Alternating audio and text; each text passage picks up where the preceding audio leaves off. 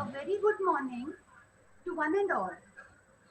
I, Mrs. Amrita Parle, Assistant QIP Coordinator at DIPSAR for the AICT QIP scheme, welcome the August gathering of the dignitaries and the delegates from all over India. Under the AQIS scheme of AICT, AICT is striving continuously to improve the knowledge and the skills of the technical teachers from all over India. We are lucky to have amongst us the Director AICT, Col B. Venkat, as a chief guest, along with our agile and illustrious Vice Chancellor, Dr. Ramesh K. Goyal, and the worthy Director, Dr. D.P. Pathak, for this inaugural ceremony. Let us invoke Ma Saraswati with musical tribute and take the blessings of her for this program. I would be singing Saraswati Vandana. Varade, Varade, Varade, Varade. Veena-vadini Varade,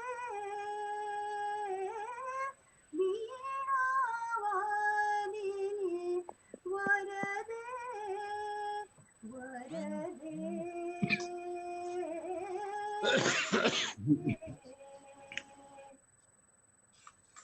काट अंदर उरके बंधना सारा बाजननी ज्योतिर्मय निर्झरा कलुष भेदतम हर प्रकाश कर जगमग जग कर दे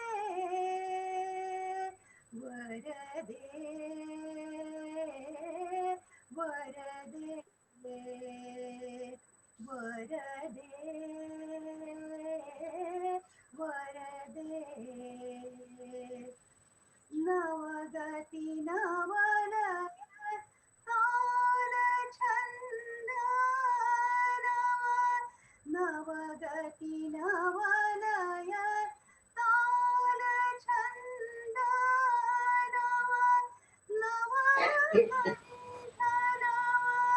जलद मंद्ररव नवगति नवलय ताल छंद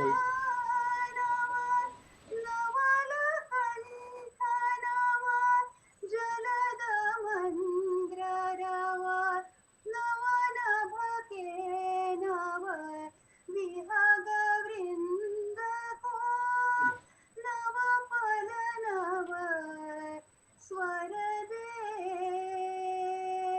वरदे वरदे वरदे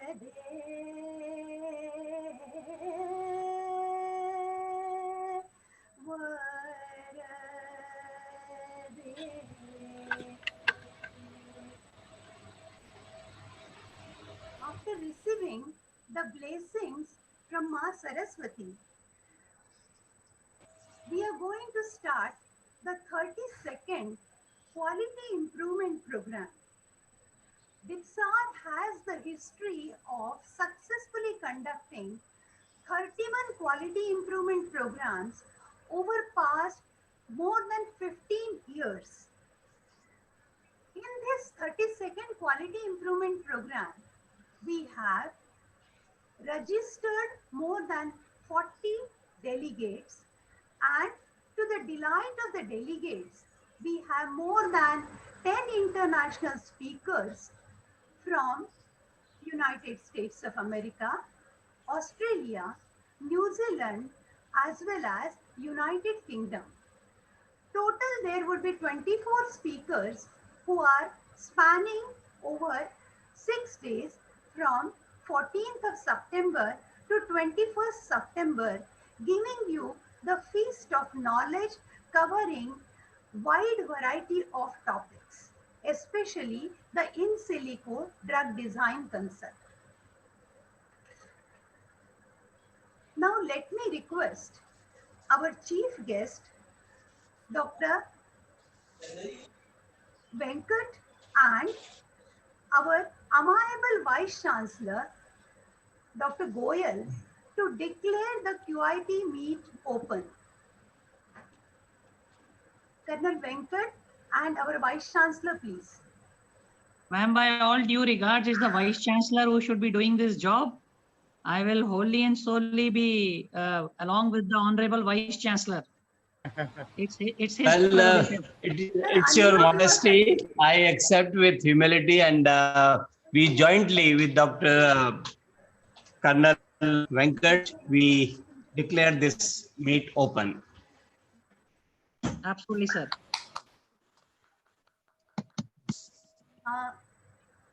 Thank you, Chief Guest Dr. Colonel B. Venkat and the Vice Chancellor for declaring the meet open.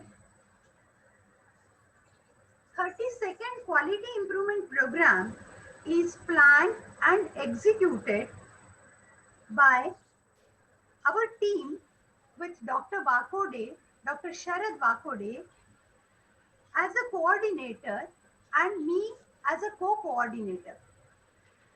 Dr. Sharad Vakode has experience of about 25 years and has number of national and international papers to his credit. He has guided PG as well as PhD students during his career of 25 years. Now I request Dr. Vakode to share his views about this program. Dr. Vakode, please.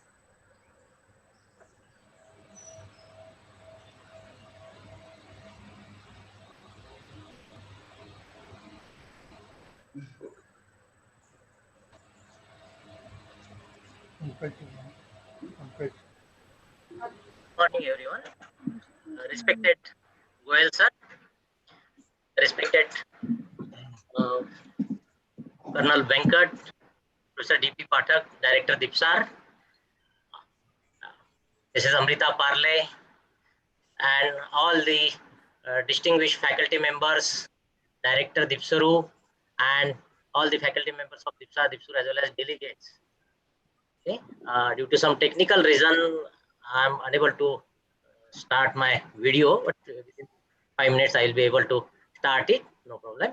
So it's very special moment for all of us that we are doing the inaugural program for this quality program.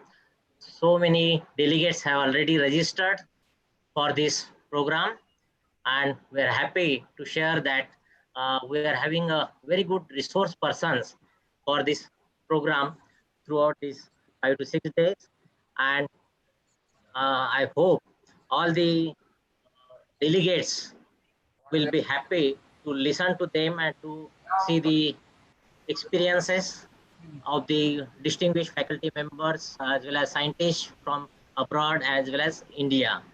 So it's really a good thing that teachers needs to upgrade themselves, and DIPSAR has a legacy to start or to do an important role with the help of AICT and allowing all the UG teaching faculty members to upgrade themselves to the PG, and PG faculty members with PG background can be upgrade themselves to the PhD level through this QIP programs. And so many very distinguished faculty members have been completed their PG as well as PhD from DIPSAR, okay, as a through QIP center.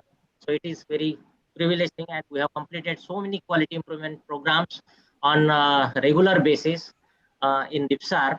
So it is a very good thing that all the delegates from throughout India are visiting regularly to DIPSAR and see the infrastructure facilities of DIPSAR, interact with the faculty members of AICT, PCI over here, and take some good memories.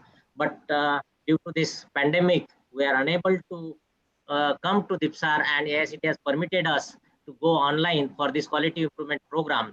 So it is very good thing for all of us that even our resource persons from the abroad are also able to give or deliver their experiences as well as teaching learnings to us. So I wish every success for this program, and I thank you all the delegates for participating into this program, and I thank Professor Goel, Professor Patak sir for giving up an opportunity for us to hold this quality improvement program. So, Madam Parle, please. Thank you, Dr. Vakod, for giving your inputs about the program which was conducted in the past and what we are going to do this time. You have rightly said that we have been imparting the skill in each quality improvement program by giving demonstrations of the equipments, but this time we are unable to do that. But surely we are going to compensate that with illustrious speakers from all over the world. Thank you, Dr. Vakode. Now let me invite our director, Dr. D.P. Pathak, the most composed and humble personality, to address the delegates. Professor Pathak has more than 30 years of teaching and research experience in pharmaceutical chemistry. He has worked in various capacities at University of Kashmir, at Lachu College, Jodhpur, at BN College, Udaipur, and GJ University, Hisar. He is professor of pharmaceutical chemistry in DIPSAR for past 15 years, and he is serving ably as a director for past 7 years. He has guided more than 50 master students and 16 PhD students, and he has completed 2 UGC projects. He has been conferred with the award of FIC by Institution of Chemists and FABMS by Association of Biomedical Scientists. I request Sir to share his views with the audience. Thank you, Mrs. Parle. Very good morning to all of you. Respected our dynamic Vice Chancellor, Professor Goel, respected Colonel Venkat, Professor Vakode, Mrs. Parle, and Professor Pandita, and my dear colleagues, and all the delegates who are participating in this QIP. Delhi Institute of Pharmaceutical Sciences and Research, that is DIPSAR, is 56 years old premier pharmacy institute of North India. DIPSAR is recognized by AICTE as All India Nodal Center for Quality Improvement Program, that is QIP.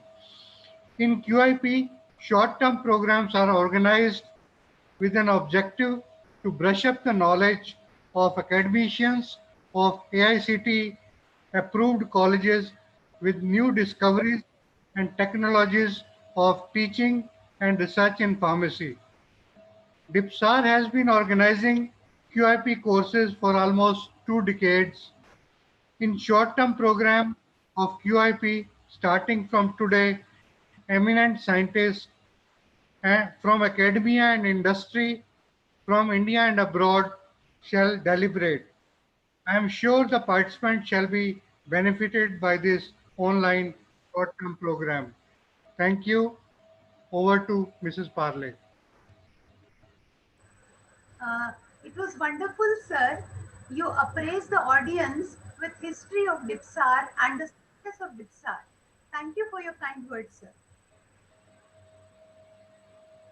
It is my proud privilege to invite our Vice Chancellor, who is a fountain of energy, always willing to guide us and direct us in a right direction. I request him to address the gathering with his wise thoughts. Professor Ramesh K. Goyal, the Vice Chancellor of Delhi Pharmaceutical Sciences and Research University, was also a Vice Chancellor of MS University of Baroda. He was Executive Director at V Clini Biolabs, Chennai. He was Director at NMIMS University, Mumbai, as well as he was Director at ISF College of Pharmacy, Moga, Punjab. And he was a professor at LM College of Pharmacy, Ahmedabad, and he has such research publications during his tenure at not only as a professor but as an administrator throughout. Recently, he has been given honorary professorship of Stavropol State Medical University of Russia, and he is the second non-Russian professor who is being bestowed upon this title in 80 years of this Stavropol University. He has, to his credit, about 42 years of teaching and research experience, particularly in cardiovascular and diabetes research. He was a postdoctoral scholar, visiting scientist, as well as the visiting professor in University of British Columbia, Vancouver, and University of Manitoba, Winnipeg, Canada. Dr. Goyal has 3 patents awarded and 4 patents are in consideration for the award. He has written 21 books and has published about 350 full research papers in coveted journals of Elsevier, Lancet, and so on. He has guided 44 PhD and 185 MPharm students. What a whooping number it is. He is a recipient of 74 national and international awards.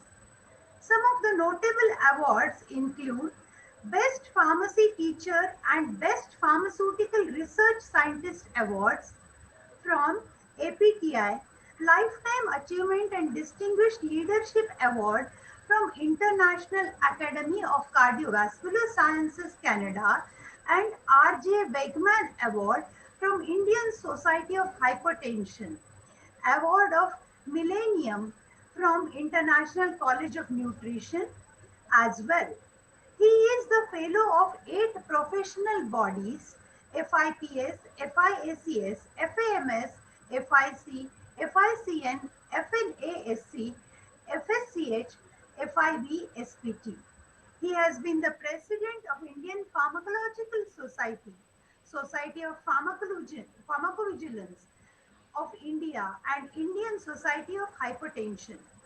He is currently uh, the president of Delhi chapter of Indian Pharmacological Society. He has attended number of seminars and workshops and conferences as resource person and also chaired various sessions. He has delivered about 250 invited lectures in India and abroad. Out of this, 31 are the coveted orations.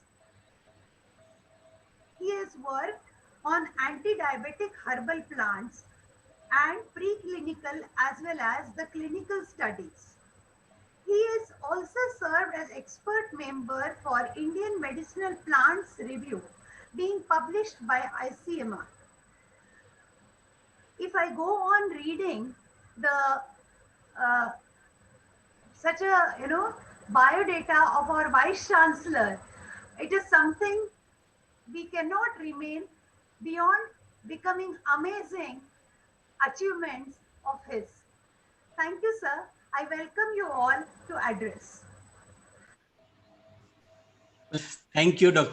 Parleji, for giving such an elaborate introduction that was not needed. I told that simply write 2 lines, the designation, and that's enough.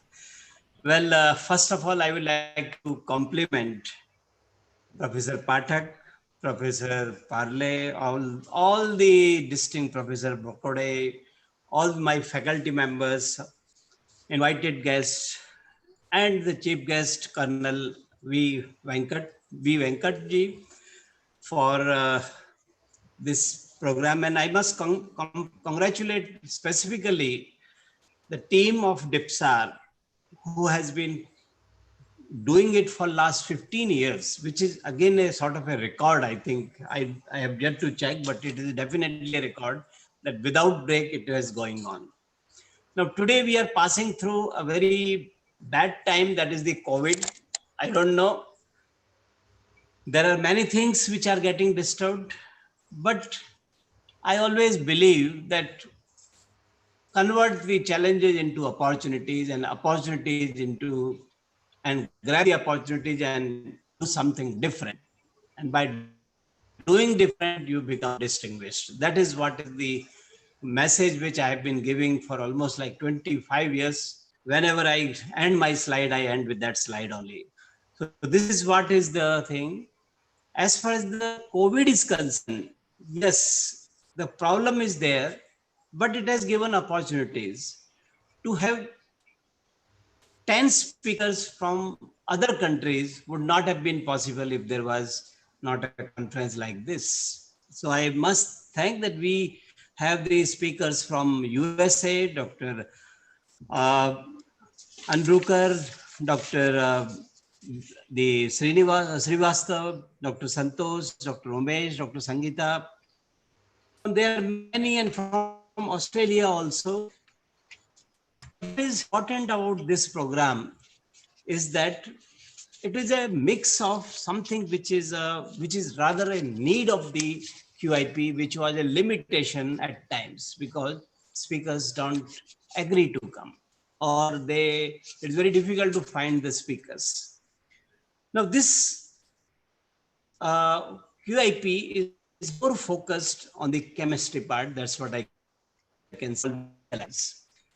And you can see from the topics, very important, the virtual screening and computer-aided drug design by Vinay and Dr. Vijay. Very important. See, you have to start the chemistry now with this virtual. And then using that virtual, you are building up the NCE1 libraries, for which Dr. K.S. Jain, my friend, is coming. And then utilizing that again with the combinatorial and the Lipinski's rule, that is what is going to be there, and that's what has been incorporated. And then today is the time when we talk more and more of the plant-based thing. And when we think of the plant-based, no, we cannot think of when we have the plant-based, the phytochemicals, and again the natural products as a catalyst derived plant, that is again a speaker we have, Dr. Sunil Sharma from UK, that is again something which is important.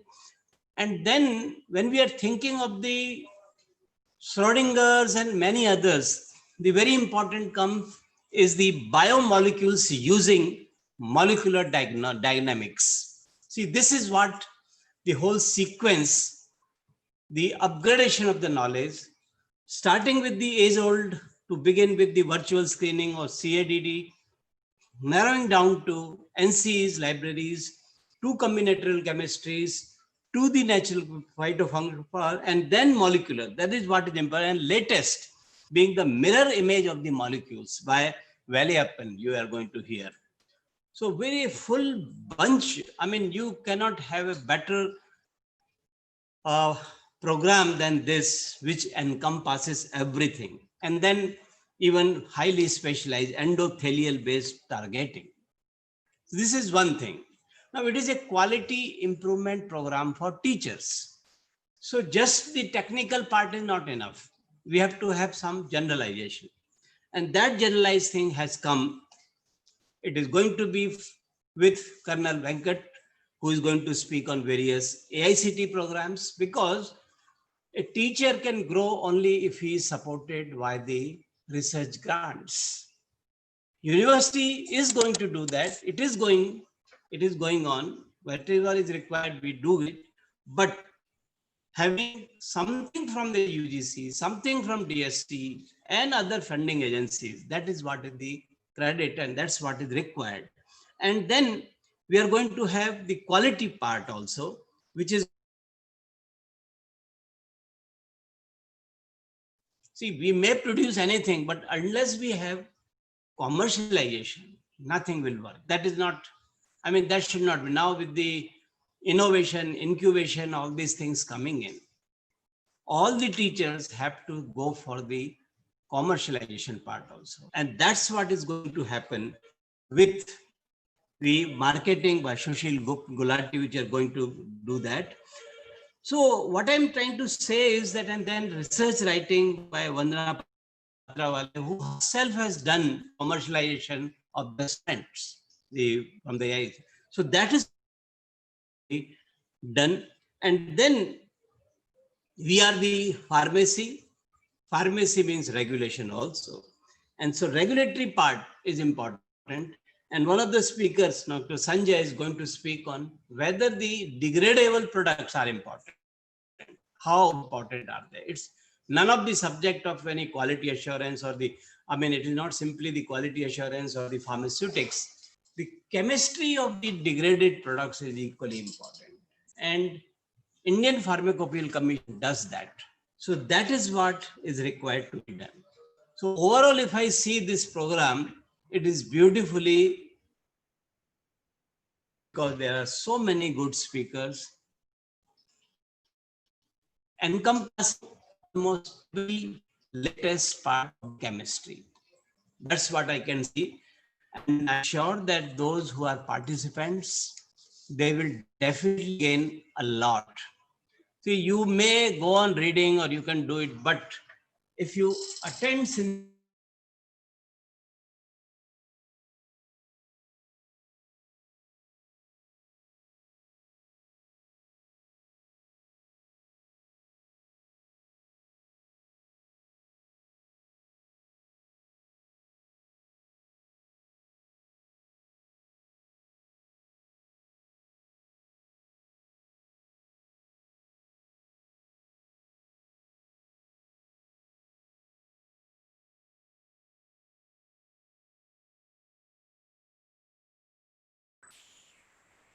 I think there is some technical problem, madam. Unable to.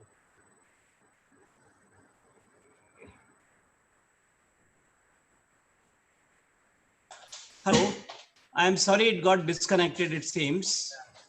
Hello, I'm sorry it is disconnected because last line only that this program has been excellently planned, and the whole thing, I'm sure the those who are the participant will be definitely benefited.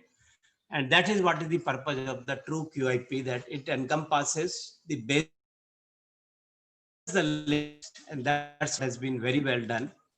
Only thing, yes, we have to see that. And if somebody or faculty can plan to write a small volume of this, that starting from the significance, how the whole, the drug discovery and involvement of pharmaceutical chemistry, if it can be done, it will be a real great thing. I wish you all the best. Thank you for giving me this opportunity, and welcome once again our Venkat. Please come sometime in the university, and we will see that how we can move further to really bring a change in the system, and how can we make this pharmacy university as one of the models, as well as any other program we can realize. Thank you very much.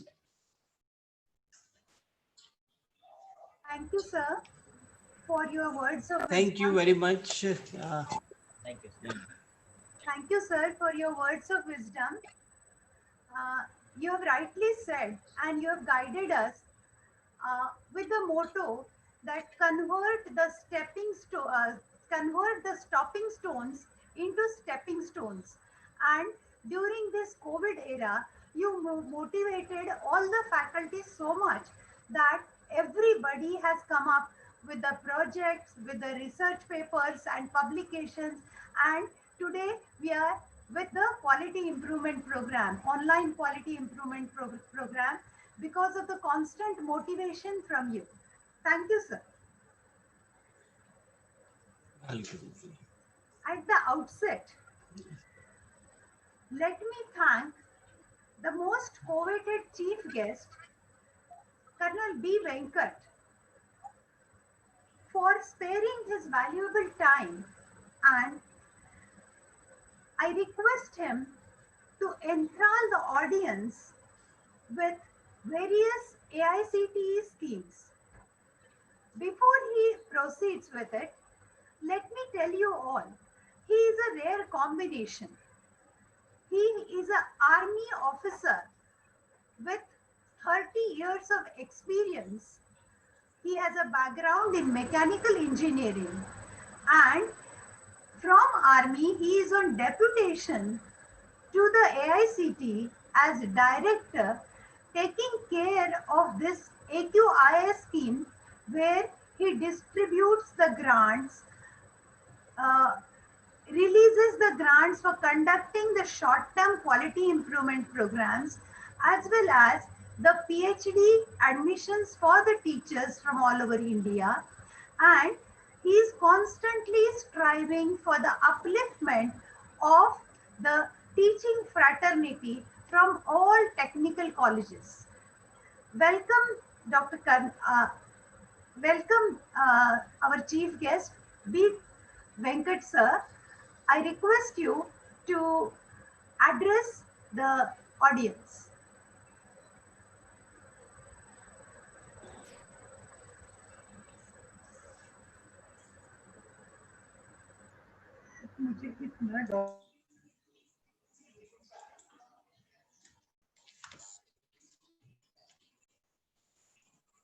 I take it upon myself, it's a big kind of an honor that an institute of your repute feels worthy enough that I should be coming and speaking. My due regards to the Honorable Vice Chancellor, Professor Ramesh sir, to the Principal, Professor Pathak sir. I have been in association with this institute now with an year plus. And the lesser I say about Mrs. Amrita ma'am, an extremely hardworking and a very, very sincere lady with whom I have been interacting. And ma'am, fantastic to see you actually speaking, getting the job and works accomplished with the zeal that you show in your day-to-day activity. That's very commendable. And obviously your backing is full with your principal, sir. And I do appreciate sir's magnanimity in letting you do things the way it has to be done. Commendable job. And undoubtedly, DIPSAR happens to be AICT's approved QIP center. Not only a QIP center, it's a QIP coordinator. So that's itself a big achievement for within the pharmacy institutes, that AICT recognizes DIPSAR as an institute worthy enough, which can actually speaking take on the task. And let me tell you, half of our work are done by them only. And whatever they do, we just about okay. Thank you. Thanks a lot, sirs and ma'am. And I see a reasonable amount of participation also, which is there. Commendable also to the aspect that in today's time, when we are having a kind of a issue, I would not like to call it, enough has been said about the word pandemic and all. I would not like to call it any further and drive each one of us into further our respective shells. It's an issue which is affected each one of us, and each one of us needs to come out of it. The faster the better, the healthier the better. And what you people have done, that during these times also, you have gone ahead and conducting these kind of online webinars. This is a new terminology now, which is also picking up. I had only heard seminars. Kind of webinar has suddenly become a very huge platform where we interact visually. fabulous that you people are transferring knowledge from your side to the people who in these kind of times were finding, that except the internet, there was nothing else. And quite obviously, you people being from the academics background, you understand that nothing can substitute face-to-face teaching learning. So this is a platform, at least if not face-to-face sitting next to each other, at least this is a platform wherein we can see each other's face. This is another good thing, that at least you interact with the person whom you are speaking to or listening to. My compliments to you, each one of you. It's a wonderful thing, ma'am. Please do carry forward this initiative, pass it on to people, make them much more wiser, take on the subjects, take on those kind of relevant topics which are prevalent and which are current and relevant. I thought I would be coming prepared over something on pharmacy also, then I suddenly realized it's better that in front of an audience and gathering like you, pharmacy subject is better left to you people only. Because if I can just guide you only on one thing, that it's a fabulous job done, and your field is something which, see, today everybody in the world is recognizing. Everybody in the world wants to suddenly become a pharmacist and come out with an idea and answers and solutions to everything in every walk of life. So that shows how relevant your field is, and that shows how important this particular stream is, which otherwise in a day-to-day activity just goes unnoticed. Everybody seems to be, just overlooking this subject till some calamity happens, and then you people come to fore, and then everybody is running around. So quite obviously, sirs, ma'am, ride the glory, ride the wave which is going on, find a solution. That's the underlying thing. Use your best brains, find the solutions to the current subject also. That is exactly what is desired from you people. Thanks for letting me give an opportunity to speak. As far as I am concerned, I am Colonel Venkat. I look after the faculty, its related issues in AICT. And I also in turn happens to be looking after the AQIS AICT quality initiative schemes. Now these schemes happens to be actually all those financially funded schemes from the Government of India on behalf of the Ministry of Education, which we granted to all the institutes. To start with, let me tell you that the granting of funds, as we call it, on account of various activities which are primarily faculty related, it are institute related, it is students related, and then it is research related. It is all in a very, very transparent and a clear manner, that the grants go only to those institutes and to those PIs, those who rightfully deserve. So quite fairly, it would be correct on my part to say that the system is so transparent that even me, who is handling the subject, doesn't come to know till the last as to which institute or which PI is in a position to get the grant. Now, if I may dwell upon, because the topic given to me is actually speaking to inform each one of the audience on various AICT related quality initiatives, funds and grants, opportunities that are existing to each one of you during these times, which you can take on and wherein you can enhance your professional and technical knowledge, and you can actually, along with your professionalism and technical knowledge, you can carry forward to enhance the repute of the institute and make sure that your students who come to learn there turn out to be better persons and find a better job employability, which happens to be today the catchword, enhancing the employability of students, which happens to be the phrase which everybody speaks. So if I may start from faculty first, because I seem to be addressing the faculties at this point of time. We have various schemes to start with. If I may say that the first of the schemes is called as Faculty Development Program. Now this is a 2 weeks residential program wherein we allow maximum 40 faculties to please come. All that is required is faculties to please put up a proposal that you wish to do a faculty development program on a topic pertaining to your specialization.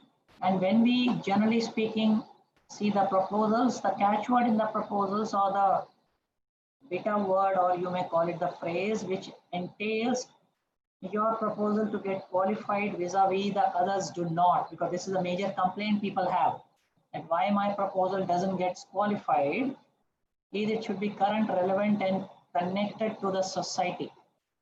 This is the main thing which is seen in your proposal. AICT gives 7 lakhs for a period of 2 weeks. That's the maximum budget of 7 lakhs. Face to face, however, in this current time, all our activities till 31 December 2020, we have granted permission to be done in contact mode, in online mode, though at a reduced scale. And hence what we have done is we have increased the number of programs because the budget gets reduced. Similarly, the other program happens to be short-term training program, STTP as we call it. It's a 1-week residential program, also on the same subject, wherein a PI can apply for it and enhance his own knowledge vis-a-vis, make sure that he transfers his knowledge from himself to various students. And the teachers and the faculties who come and attend this program, AICT gives 5 lakhs, that's the upper limit, for to be carried out in a period of 1 year from the sanction of the amount in your account. And same thing, terms and conditions apply that presently till 31 December, we have allowed this programs also to be done in online mode. The next is AICT has come into MOU with various technical universities spread across India, wherein we have given them huge amount of grants to conduct 10 programs per year. In addition to, for a very special program called for librarians. Now, this is something which is a first of its initiative, wherein because the librarians do not seem to be taken on board ever for any kind of technical enhancement towards their career and their technical capability. So every technical university in India is now authorized to carry out a training program of 1 week for librarians. And let me tell you, all the programs which AICT does or AICT gets it conducted through various institutes are approved for the purposes of their CAS, that is the career. So, in case should anybody feel that you have librarians which needs, please by all means. Another extremely important program which is also a first of its kind happens to be for sports teachers. Now, various institutes have sports teachers or physical trainers or various faculties who happens to be substituting for the sports teachers. Now, when you have this kind of an arrangement, even the sports faculties also are required to upgrade their knowledge or periodically refresh themselves. So, for the first time, even FDP 2 weeks residential program for sports teachers has been started. So should any sports teacher or any faculty who is officiating as sports teacher and thinks or any institute management feels that he will be going to continue for a long time, it is not incorrect to give him a chance to at least understand what is sports all about. The next program for the faculty is a reasonably important one, happens to be called Travel Grant Scheme, which has been now renamed as Professional Development Program. Now, this particular scheme of Professional Development Program allows the faculties to travel abroad and present their papers in international conferences, stroke seminars, stroke symposiums, stroke workshops on acceptance of the paper. What we have done is we have slightly remodeled our portal, and we have shortlisted certain international programs and we have uploaded on our portal on AICT, and anybody can have a look at it. It has a set of various conferences across India from all disciplines, including pharmacy. And all those faculties in whose regard their conference gets approved in the given list will straight away be deemed to have been approved. So there is no evaluation of your paper which will happen at AICT. Now this has been done primarily to ensure that there is no delay in the movement of the concerned individual, because earlier what we have seen here is from the time you put up your proposal to us, by the time we sanction, the conference already gets over. So you are not even sure whether the grant is coming or not coming. So now you need not wait for us. If you see that your invite is from the list which is existing, it is considered to be approved already. But still you need to apply and take a sanction letter from us. That's just a normal routine, because the portal itself will generate a sanction letter. With that sanction letter, you can travel, come back, deposit documents and claim the money. So that makes it much more easier. Next, and a very important scheme for faculties is the QIP scheme, only by which you people are sitting here today. All of you, in case if suppose you do not know, this platform is based on a QIP short-term courses only. A QIP is a good scheme, and it is the oldest scheme of Government of India, erstwhile Ministry of Human Resource and Development. This year is its 50th year. It's a golden jubilee of QIP. We have been thinking of celebrating this golden jubilee right from January, but something or the other has come up and we have not been able to. But I would be making sure somewhere in November we are proposing to celebrate the golden jubilee of this year, and I will surely be taking you people help only. This is a fantastic scheme, if I may understand, which gives an opportunity to the faculties to upgrade their technical competence and knowledge. You can do M.Pharm and you can do PhD. Two very, very reputed pharmacy institutes like the one which is DIPSAR in front of you. And the best part is that the government has allowed you to continue with your salary from the previous institute, which is your parent institute. The salary continues, government gives you 15,000 as scholarship per month for a period of 3 years. We give you 15,000 as contingency for 1 year. And then, even though not correct for me to say, but I would rather say, should under any eventuality the PhD doesn't get finished in a matter of 3 years, for whatever reasons duly justified and supported with the proposal from the parent institute as well as the QIP coordinator, we allow extension for 6 more months. Earlier it was 12 months. It has been now curtailed to 6 months. And the scholarship gets reduced to 10,000 from 15,000 during these months, which has to be equally distributed amongst all the candidates in whose regard you people are seeking extension. Now there's been one more very important change in a QIP scheme, and good that I'm speaking to the QIP coordinator itself. It would be very pertinent for even faculties to listen this particular thing which I'm speaking. There used to be a scheme called as QIP Foreign University.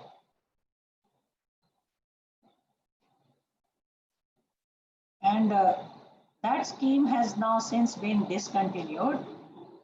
So instead of purely discontinuing a foreign university scheme, what has happened is, out of the 3 years that a candidate is undergoing PhD in a QIP center, 1 semester, preferably 3rd semester or 4th semester, a candidate can travel abroad to any university who is having an MOU with that respective QIP center.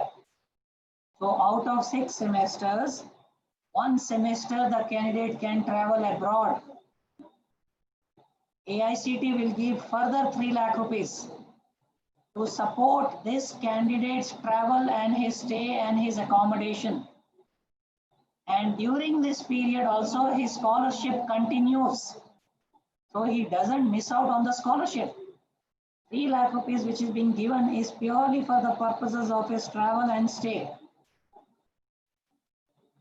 So I would request all QIP centers through the QIP coordinator DIPSAR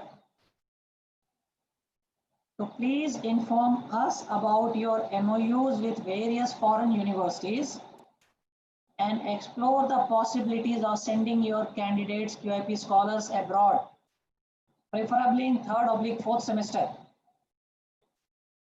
It is permitted.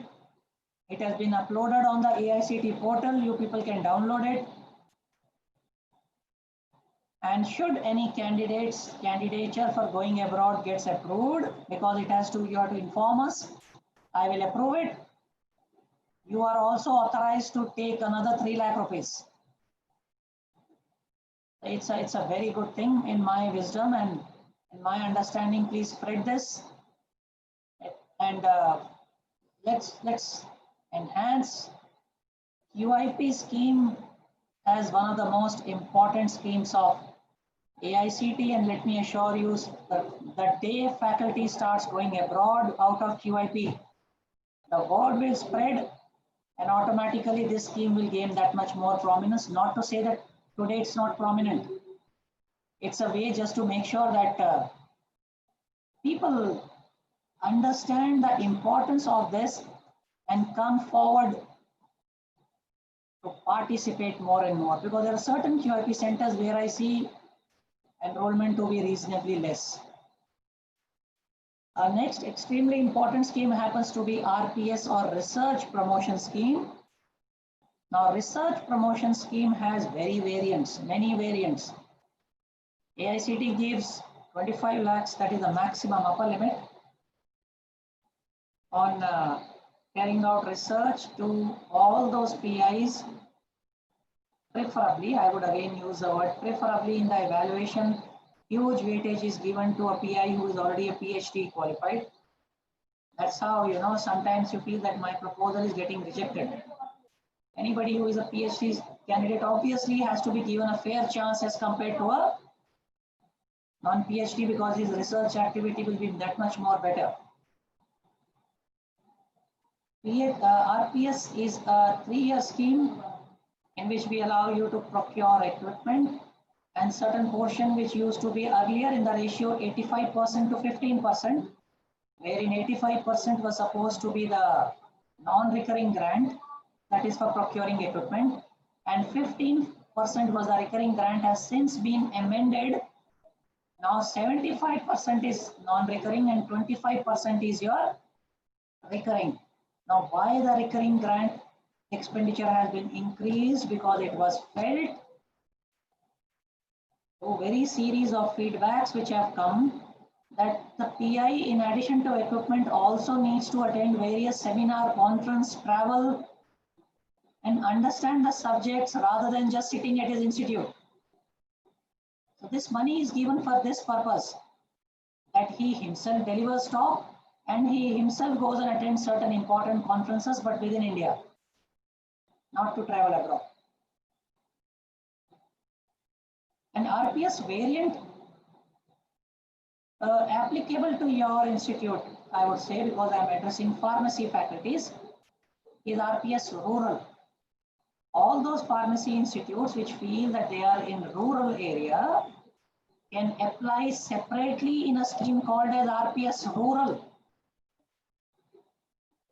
There, the competition is only between the rural institutes. And how do we understand what is rural? We see the HRA, admissible HRA in that area. That is the definition of how do we come to know what is rural, because Government of India notification of rural classifies even Gurgaon as rural today. But Gurgaon is no more rural. So to make sure that there is a very clear demarcation, what we have added is we have added the HRA admissible in that area. But please do come forward and apply to these schemes. And primarily because pharmacy institutes now no longer have to take a concurrent approval from AICT in light of Pharmacy Council of India's guidelines. And quite fairly though, because you people are governed by Pharmacy Council, all those institutes who continue to take extension of approval from AICT will continue to take benefits from AICT funded schemes through AQIS. Now this is a subject which has been approved between the two bodies, AICT and Pharmacy Council of India, because there are certain pharmacy institutes who have not sought extension of approval from this year onwards, and in spite of their grants getting released, proposal sanction, we had to draw those proposals because they have not sought EOA. And case in point happens to be, or I think if I'm not wrong, GSS Mysore or GSS faculties, if I'm not wrong. I think the institutes now are wanting to come back. Yes, JS Mysore and JSCP. Yes, ma'am, I am aware. So not to say that, but I would rather say everybody, please do not act in a haste, because AICT funded benefits are huge. I am just about covering the faculties only. Hear me out completely, and then at the end you need to make a decision at your side, because the opportunities are plenty, and it's always nice to remain associated with a body which itself is going to be renamed in the coming years, but the existence will be there. Existence will be there, only thing is it will be renamed. Functioning never changes. Further, as far as if I may say, absolutely new scheme which has been initiated happens to be AICT Vishweshwaraya Best Teachers Award. And what I was very surprised is nobody applied from DIPSAR for that. And the announcement for this scheme is going to be tomorrow. This is the first time that the scheme was introduced, AICT Vishweshwaraya Best Teachers Award. And we got huge proposals in this scheme across India. We evaluated them. The result is ready. Tomorrow, the Honorable Minister Ramesh Kumar Pokhriyal, Minister Education, is announcing the names. I can only tell you that there is a massive representation of pharmacy faculties in that list. But I wish somebody from DIPSAR would have applied. Obviously, I know you people, but I didn't find the names. No worry, it's going to be announced every year. Now, this is a new scheme which has been introduced. Now, another scheme of faculties which is there are two schemes. Number first scheme happens to be Emeritus Professor. Emeritus Professor scheme is a scheme which is run directly by my office, in which very eminent personalities, people who feel that they need to be chosen as such, are given an opportunity to go and speak to various institutes. Institutes also are chosen in such a manner which is very comfortable to that particular personality, so that you don't have to travel unnecessarily. So we give an opportunity to the respective gentleman to please give himself offer that he would like to speak to 1, 2, 3 institutes. And accordingly, we allow that to happen. Only thing is, rather than you applying for this eminent professor, this no more applying is there. It is based on recommendations. Because we again felt the same thing, asking a gentleman of so senior nature to apply along with his CV, which is getting evaluated by people below his competence. Because evaluation is going to be done by somebody who himself has not applied for this. So we felt it's also incorrect. So it will be purely on recommendation, and you are chosen as such as an eminent professor. And another scheme of a similar nature happens to be INAE. Along with INAE, we have a scheme called as DVP, Distinguished Visiting Professorship. Now we fund INAE. The selection process for this happens jointly between our office and INAE. Preferably all those people who are connected with industry. INAE whole sole purpose is that we want to connect with industry. So preferably those people from yourself who are connected with industry and are still in touch can apply there. All those who are from academics and also industry, and quite obviously have superannuated and have retired, can come for DVP, can come, sorry, for eminent professorship. DVP is for serving also, but for eminent professorship, we prefer to be retired, because a serving professor will not be in a position to go and travel. You know, I don't know, your host institute will not allow you to travel so frequently. I have spelled out a whole lot of schemes, you know, as far as faculties are concerned.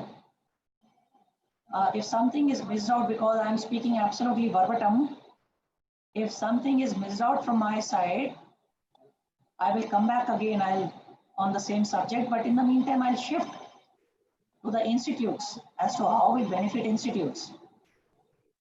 The most prominent and important scheme of institute happens to be by the name hostel.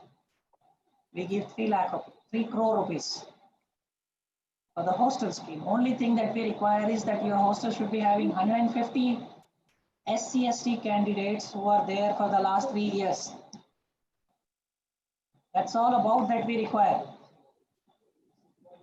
And we have very recently introduced a scheme, though not applicable to people who are in cities, but if somebody from the audience is from Northeast region, then we have a scheme which has just been introduced as hostel bracket NER, Northeast region. All those pharmacy institutes who are in Northeast region can also avail benefit out of this. Amount has been slightly increased from the existing 3 crore to 3.2 crore. This is to enable additional facilities of gym, maybe some recreation room, maybe some library, maybe some kind of an internet facility. So we've increased from 3 crore to 3.2 crore for both the hostel schemes. Another scheme which is very important and prominent for hostel happens to be MODROB. Now this is a very well-known scheme and a very research-oriented scheme, par with research promotion scheme, which I said, which was applicable for faculties. MODROB also has to be applied by a faculty only. And the name of the MODROB is removal of obsolescence. It has very recently been renamed. A very catchy name we have tried to give it. So MODROB, we felt, became very, you know, an often beaten name which was not having anything. So some new name we have given it. But the scheme is same. It's a 20 lakh rupees we give it to the faculties. The purpose of this scheme is very pertinent and important, which I'll spell out. To remove obsolescence. It's very understood in the name only, in the abbreviation. So any old piece of equipment lying with you of erstwhile generation, which you feel needs to be replaced, please go ahead. Very recently, we have added 2-3 more clauses to this scheme. And those clauses happens to be in line with AICT's policy of changes in the curriculum which has happened. all those new curriculum changes needs to be supported with projects for UG and PG. So if any new equipment which is relevant for a particular project or a curriculum which you feel needs to be procured, you can procure auto model. It is not necessary that an existing equipment has to be replaced. You can support it with the curriculum changes which has happened in the last 2 to 3 years. And you can say that because of this new curriculum change, we require to procure this item and that is allowed now out of model.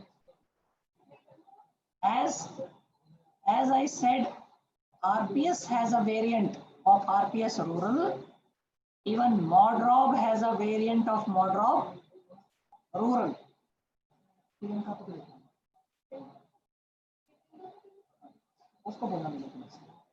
Sorry, ModRob also has a variant as ModRob rural. RPS also has a variant of RPS NER. And this is an important thing, to understand that pharmacy institutes in rural and NER are competing amongst themselves. So no one can say tomorrow that generally speaking, all those institutes which are having an accreditation to NBA only are getting favored. Because when we talk of NER region, I don't think so anybody has NBA accreditation. So everybody seems to be at par there.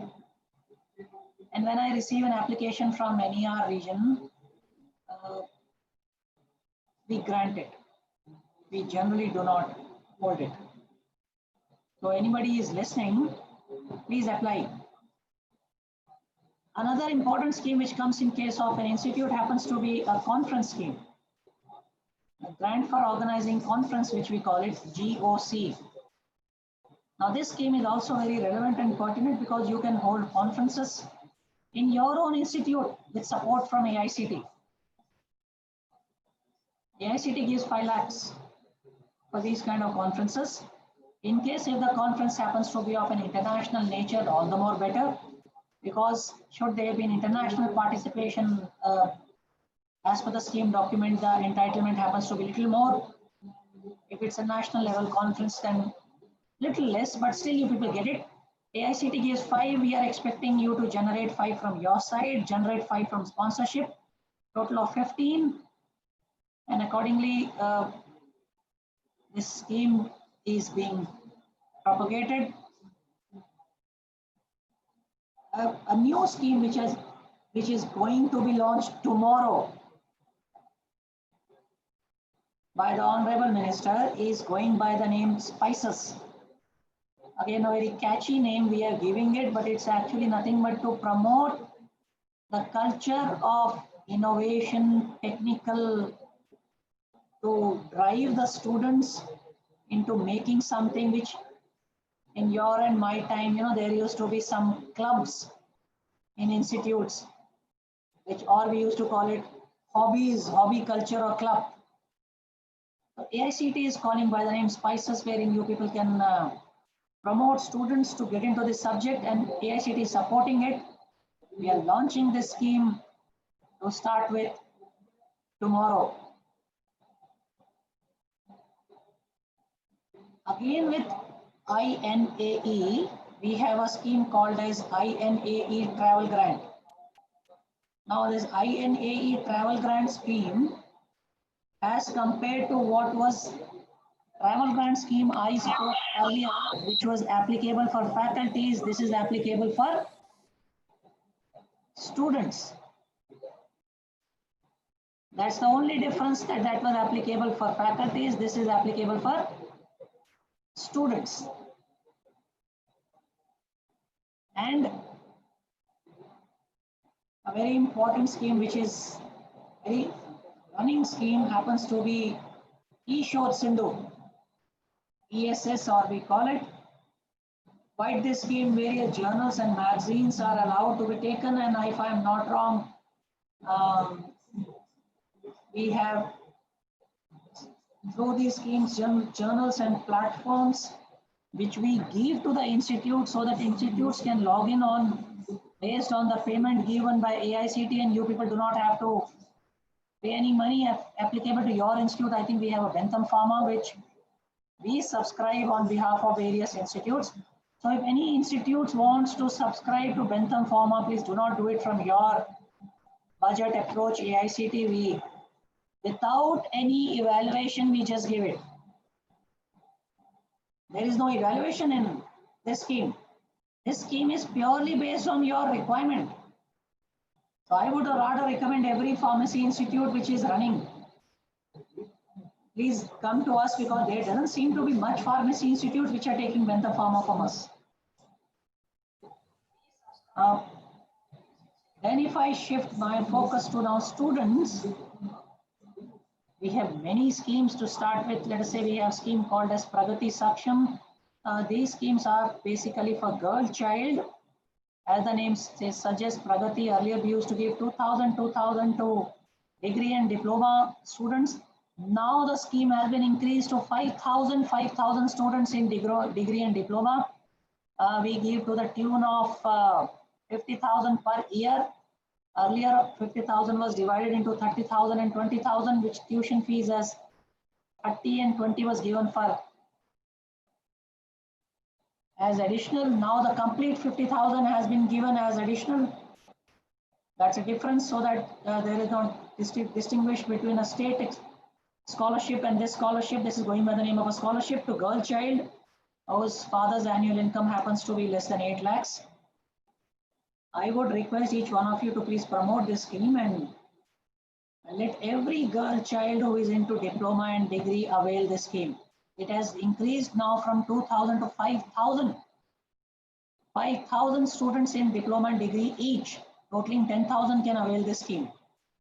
Saksham, as the name suggests, happens to be for differently abled. Girl child, amount remains the same. The difference between these two is that there is the upper capping of 5,000 scholarships to be given for diploma and 5,000 for degree. Here there is no capping. As many candidates apply in case of Saksham scheme, everybody will get it. Amount remains the same. Another scheme of students happens to be a good scheme which used to be called by the name of NDF, earlier National Doctoral Fellowship. Now the scheme has been renamed as ADF. The only difference is it has now gone as ADF. A stands for AICT. So it's an AICT doctoral fellowship, rest everything remains the same. We give scholarships to various research scholars who wish to pursue PhD. Now we have a set NDF institutes which have now been changed to various technical universities in India. Now various technical universities in India, in addition to 3 or 4 institutes or universities of prominence, have been made as NDF institutes, and these NDF institutes are now applicable or authorized to enroll NDF scholars. We give a huge grant. I think we give 34,000 scholarship per month to these NDF scholars besides HRA. It's also applicable for a period of 3 years. Only catch, I'm again repeating for both QIP and NDF henceforth, is if within first 12 months of commencement of the scholarship or distribution of the scholarship, after 12 months, if the respective faculty in case of QIP and the student or research scholar in case of ADF does not get registered to the affiliated university, the scholarship will stop. Because there are a lot of cases which have come to us, that our complete scholarship period has gone of 3 years and the candidate has not yet been registered to the affiliated university and his PhD has not yet commenced. So this is the checks and balance which we are trying to do in our system. Another scheme of students happens to be, which we support, is SSPCA, sending students for competition in participations abroad. How to avail this benefit? There is always a tech fest at the end of every semester. Passing out course is generally supposed to be showing their projects. Some of the projects are fabulous. Not to say that others are not, but some of them are outstanding, and these projects go on to win some awards at state level. These projects which have won certain awards, you can apply to us. When applying to us, please also apply in certain international competitions. Should you get an invite from any international competition, AICT will support you. We give 10 lakh rupees for the complete student group, which can be from 2 students to 10 students, maximum 10, minimum 2, along with one coordinator who was the project coordinator, to travel abroad, stay there and participate. And let me tell you, this scheme is a good scheme, and it has brought huge laurels to AICT, because whenever our students have gone abroad, they have either won the first prize or the second prize in international competitions. So should you feel you have this capabilities, projects with you and students, please do apply. And very recently we have got into MOU with MyTax, which is a British forum, which is also allowing students to go abroad for the purposes of carrying out or enhancing their studies. It has just been concluded. The terms and conditions of it also are just about coming out, and we will be letting you know on that. Ladies and gentlemen, suffice to say that in case if you have heard me for the last half an hour to 40 minutes, whatever time that I took of this, you will appreciate that there are a whole lot of financially funded schemes or financially supported schemes from AICT, not only towards one particular sect, it is towards faculty, it is towards students, towards institutes. And if I may say, collectively, all of them also have a major factor towards research. Now, one scheme which again falls in all categories, but is running as an independent scheme, happens to be Margdarshan. Now, this scheme Margdarshan has been primarily initiated because of the guidelines which have been spelled out that by 2022 onwards, any department of any institute which is not NBA accredited, which will cease to exist.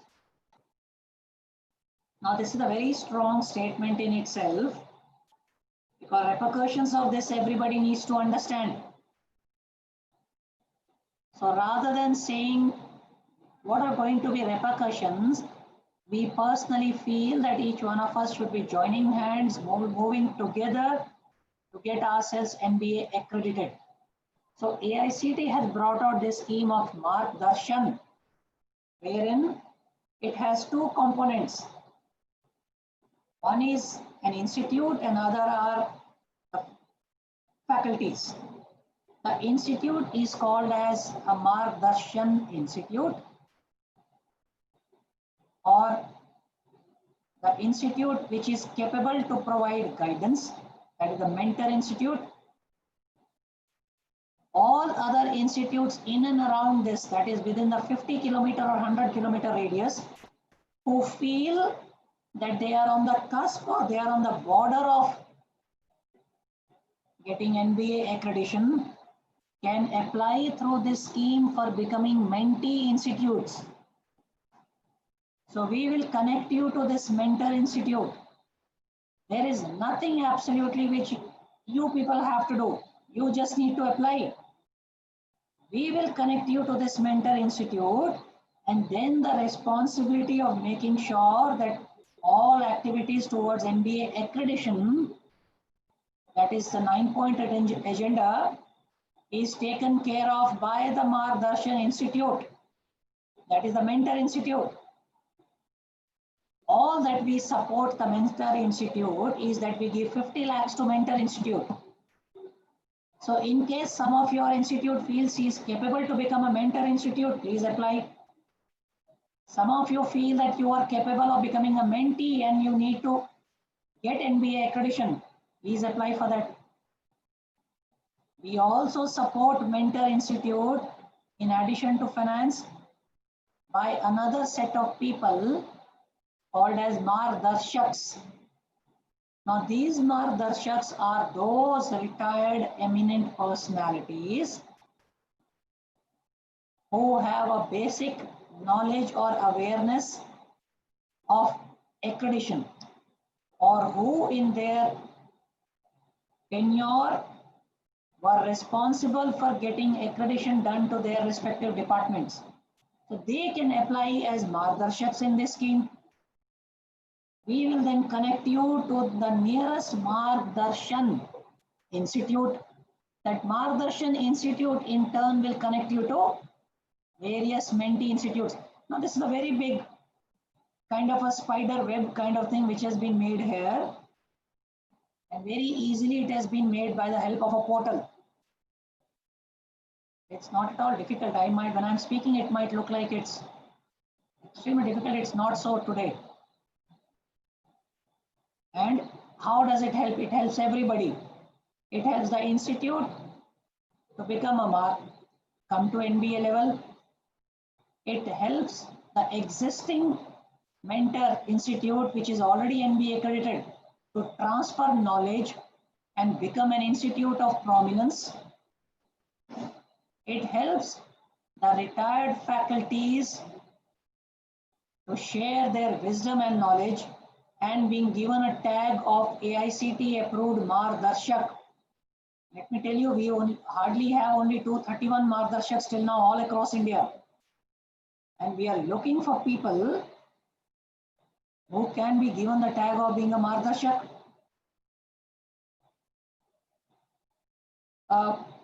All in all, if I may say, I have spent about a year and a half now here in AICT.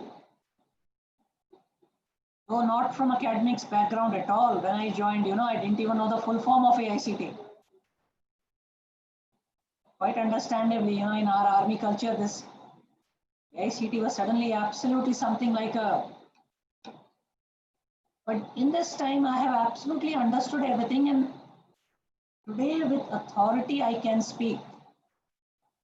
What I wish and what I will wish to see from each one of you, not that I'm trying to give my example, I was lucky enough to be supported with a very good staff here. Please come forward. That the first thing in life is to please come forward and approach. Our office is very approachable. My email ID and my mobile number is practically known to everybody. Anybody and everybody at any given point of time can approach. One thing I can assure you, I will reply to every email and a WhatsApp message. If something which is there within my capability, I will straight away give sanction. For something I require sanction, be rest assured, minimum time frame, I'll get you the sanction. If something is beyond me and not within my mandate, I will get that also approved and have it given to you. But please be rest assured that you will be supported in your request. I would sincerely thank DIPSAR to have given me this opportunity to have to speak to you people, and I sincerely enjoyed it. I enjoyed giving various kind of funding schemes, how best you can apply, how best you can make best use of the various opportunities. Should there be any query, should there be any issue, you are at liberty to please write a mail. I will seriously reply to each one of the mails. And just to, before finishing, one last line, please be aware, advertisement for AQIS 2020-21 will be released somewhere in the month of October. The window of applying is very less. We give 2 weeks time. So please keep your proposals ready now. Do not wait for that 15 days window to open and then start thinking which proposal I am to apply. If you wish to apply in an RPS, then you should know very well what is the subject that you need to apply. Your justification, proposal, your requirement, your cause, how society will benefit, all this should already be prepared with you. In those 15 days, if you start putting English together, I think then this is where the problem happens. Already the application forms are existing on our portal. Just download the application form today and start filling up, so that in those 15 days, you should be able to apply. Please keep track of the AQIS 2021 proposals. They will be taken out in the month of October, preferably second week of October. And I will hope to see a lot many more people qualifying for these proposals. And I thank, once again, I thank from the bottom of my heart to Professor Pathak, Amrita ma'am, to each one of you who have heard me speak. I only hope that I was of some benefit to you people. And in the coming days, which is a 6 days, is a reasonably long time that you people are going to be sitting on a platform like this. Don't get bored. Please do hear each and every speaker, because everybody comes very prepared with his topic. And thank you. Thanks a lot, ma'am. And thank you, sir, that you, Ramesh, sir, that you were present throughout. My sincere thanks to you, sir.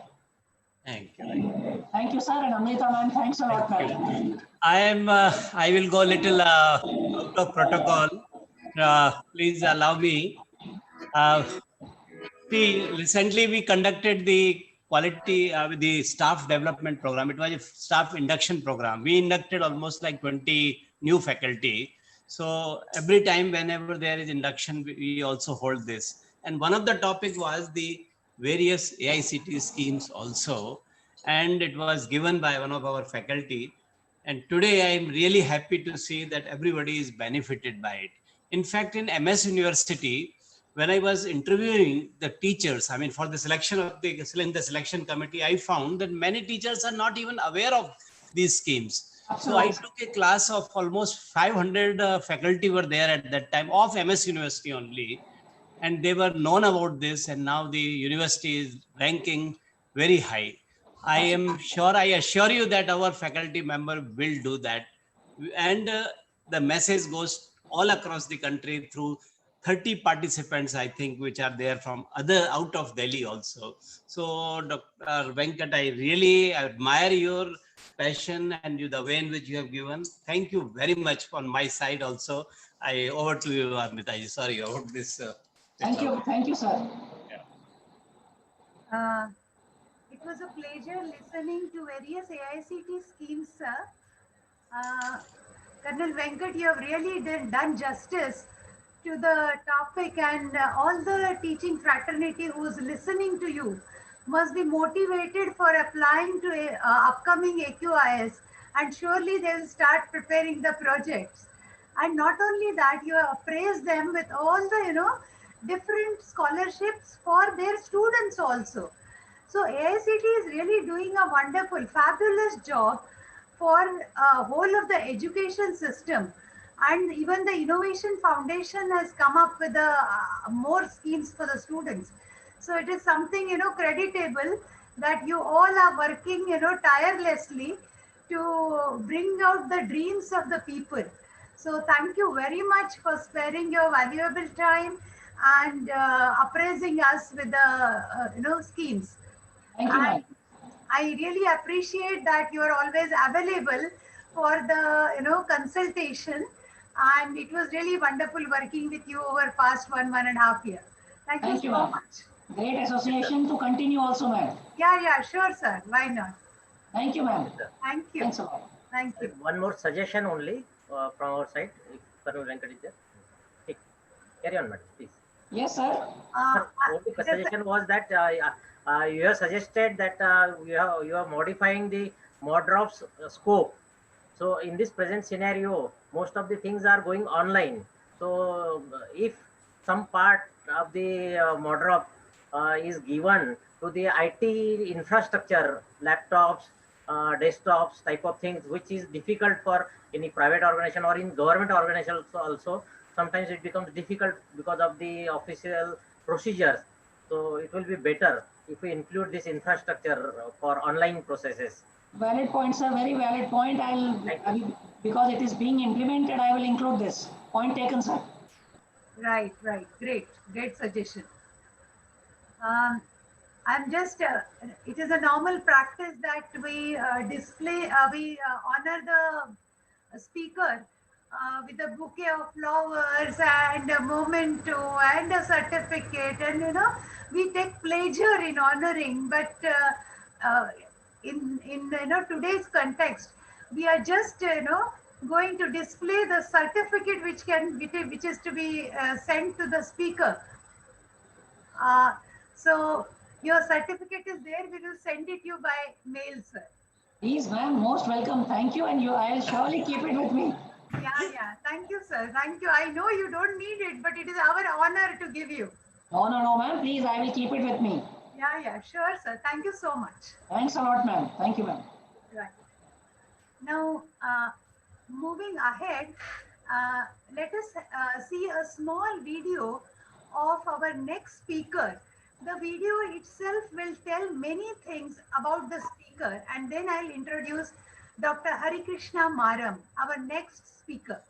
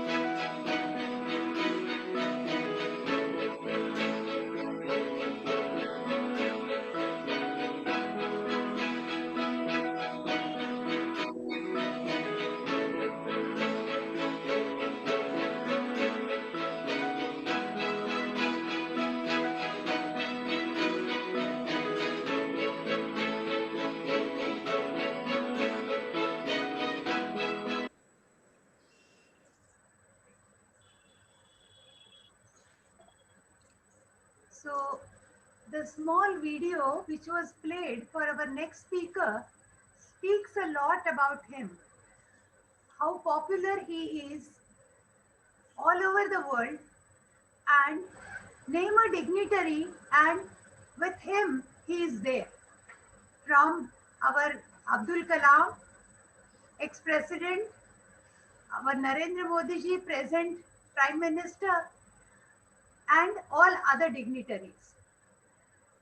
So it is a pleasure to have Dr. Harikrishna Maram, who is a digital brand ambassador and chairman of Vision Digital India and vice chancellor of Global Digital University, USA. So it is a pleasure to have him with us. Before we proceed, let me tell you, he has once delivered a guest lecture in our institute in the physical mode, and today he is going to deliver through online mode. Dr. Maram's work in the field of management and management education spans over 24 years. He has an illustrious career in education and has served as the governing council member of AIMA, that is All India Management Association. He is vice president of Association of Indian Management Schools. He is Honorable Secretary of Bangalore Management Association, and he is a board member at NIPM and chairperson of Higher Education Forum of Karnataka.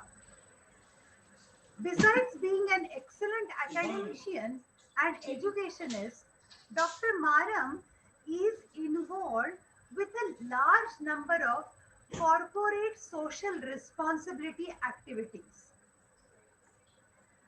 He is associated with Lions Club while performing all these activities. He is involved as a chief mentor in the great initiative of Bangalore Green.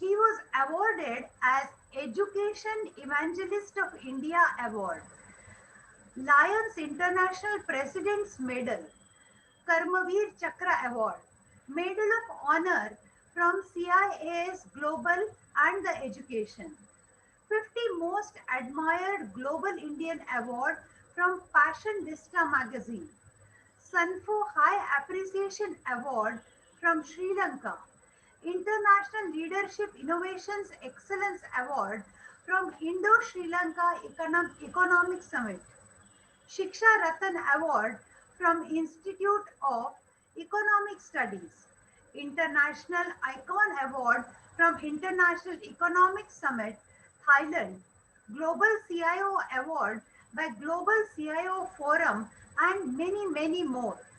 So, looking at his, work and the career is amazing, and I request Dr. Harikrishna Maram to deliver his address. Thank you, Dr. Maram. Thank you, madam. You're welcome. Thank you. The Honorable Vice Chancellor of the DPSRU, Dr. Ramesh Goyal, and my teacher, Professor Amrita Parle, and the Director of the DIPSAR, Dr. P. Patak, Dr. Sharad, and the entire team of DIPSAR. Good morning to each one of you, and pranams. It is wonderful to get introduced by none other than my teacher, and it is always a privilege for a student if the teacher introduces in a beautiful way. So this made my day beautiful. Thank you for this opportunity.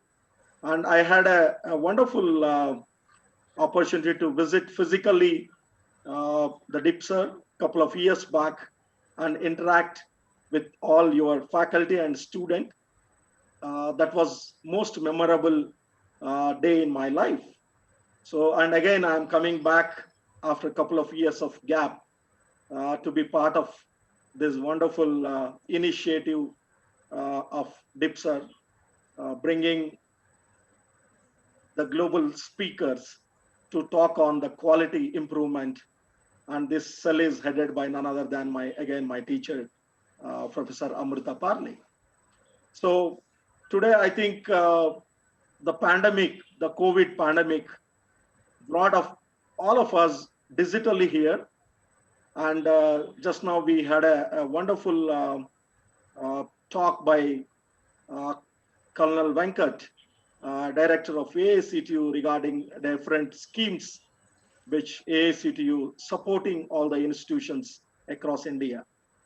So now coming to my topic specific, the COVID-19 impacted globally, I think specific to education, closely 1.5 billion people, the students from primary education to the PhD got affected.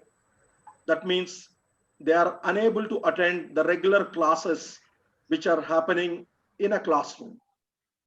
And when it comes to India, again, we have more than 1,000 plus universities, 49,000 colleges, 6 lakh plus schools, the primary schools, and more than 1 million, the play homes and schools which are running up to 5th standard, including the government and private.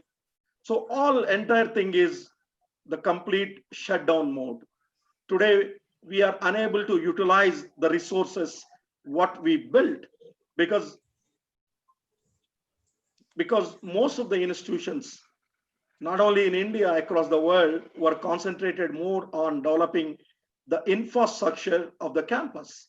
So the campus was identified how big they are. But today, whatever size they are, we are unable to utilize that campuses, and all the stakeholders are unable to even visit the campus. So that is a kind of a situation today we are facing. And coming to the COVID, so closely 30 million people got affected with the COVID globally. And coming to India, I think as on now, closely 5 million people got affected with COVID. Then the entire economy is locked down.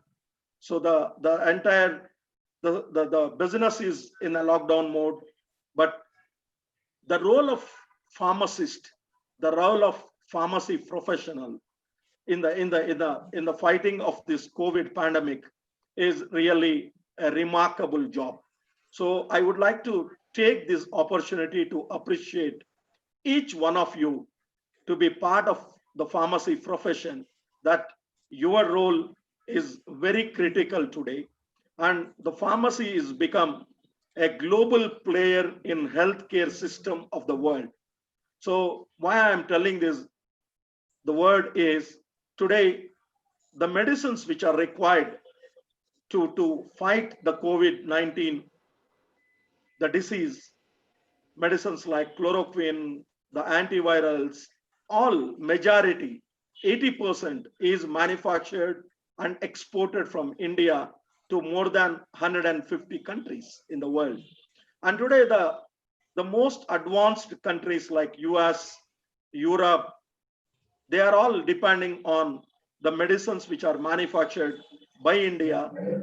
So the role of pharmacist is really appreciated across the world, and specifically to the Indian pharmacist.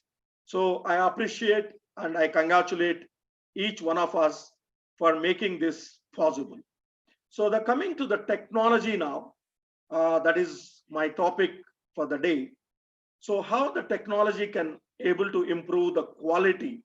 So today when this pandemic is impacted, so the only way we are able to reach, we are able to conduct these conferences, these workshops, the regular classes is using the technology.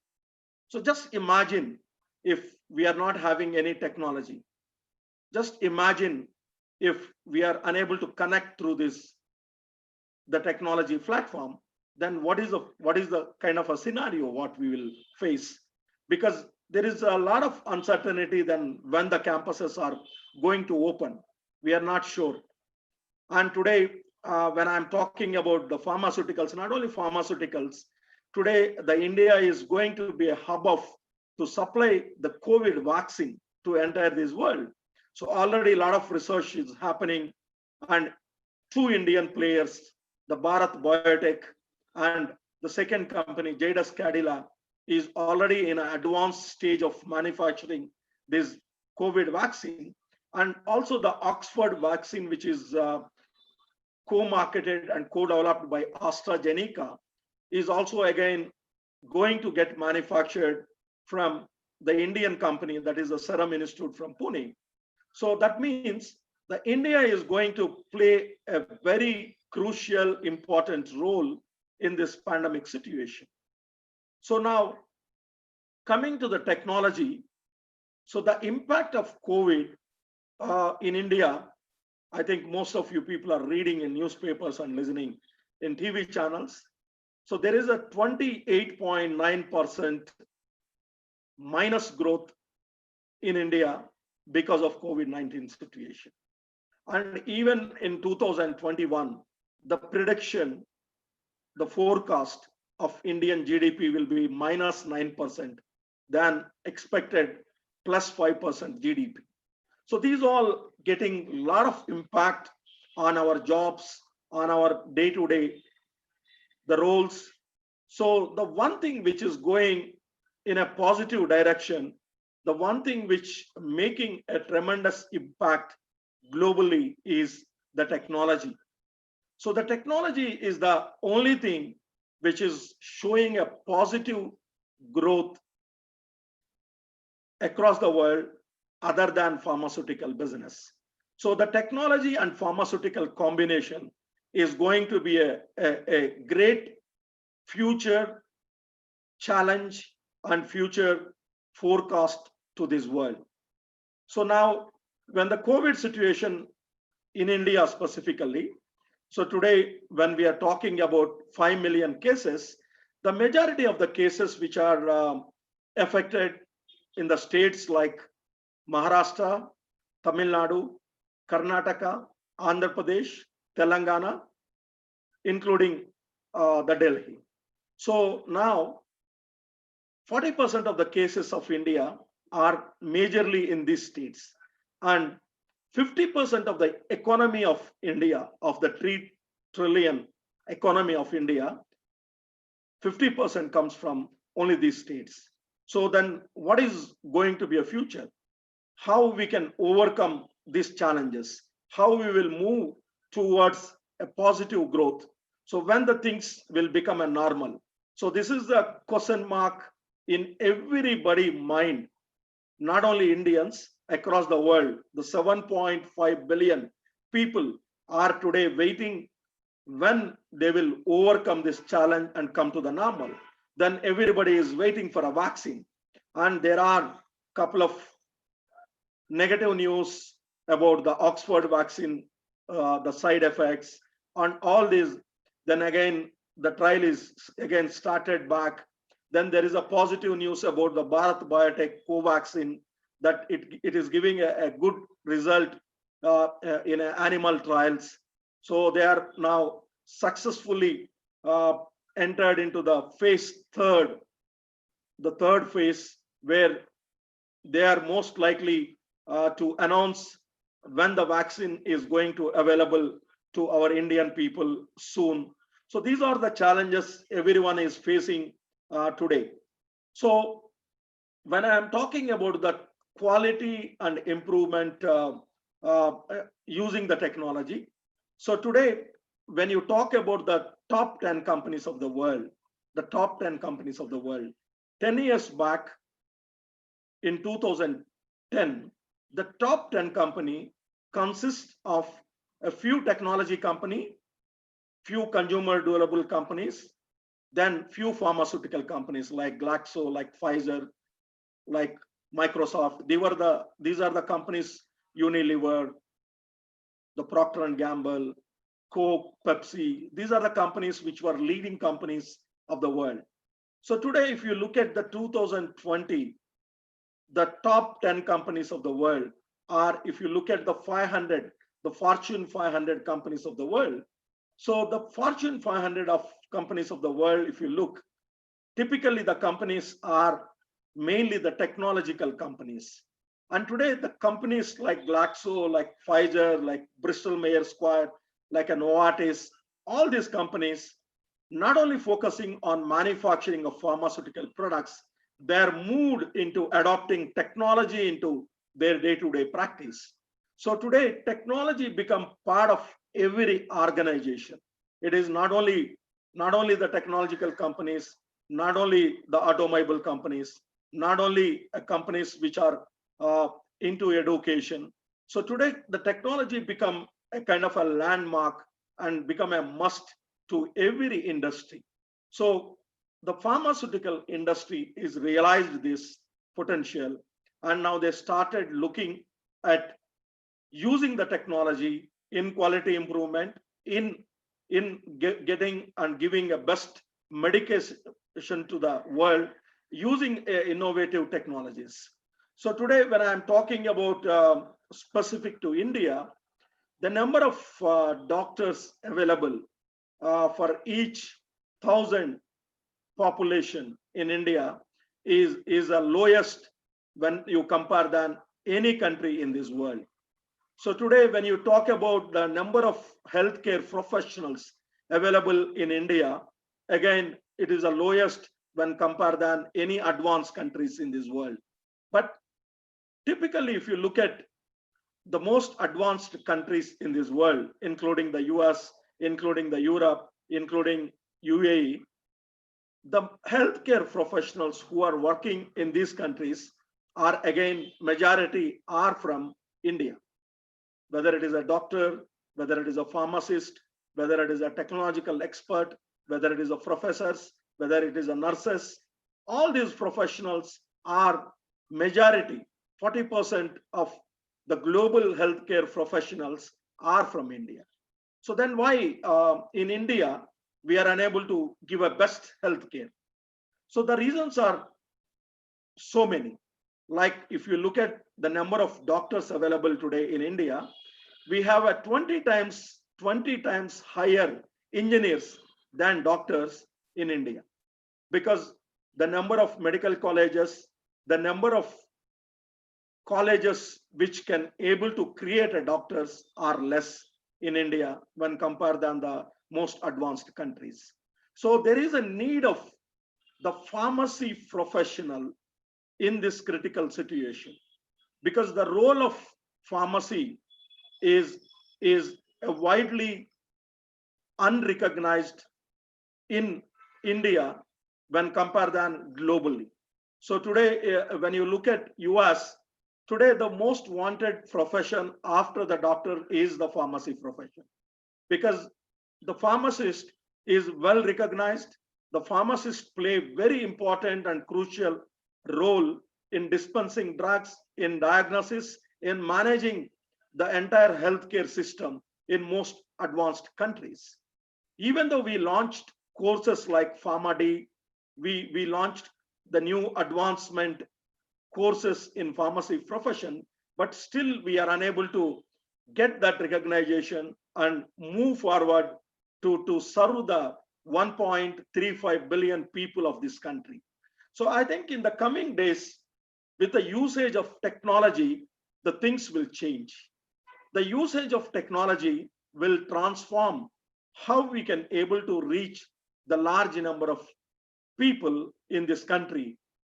So the one of the example of during this COVID situation is, the finest example is, majority of the patients who are suffering on different elements or different diseases other than COVID, they're unable to go and consult a doctor.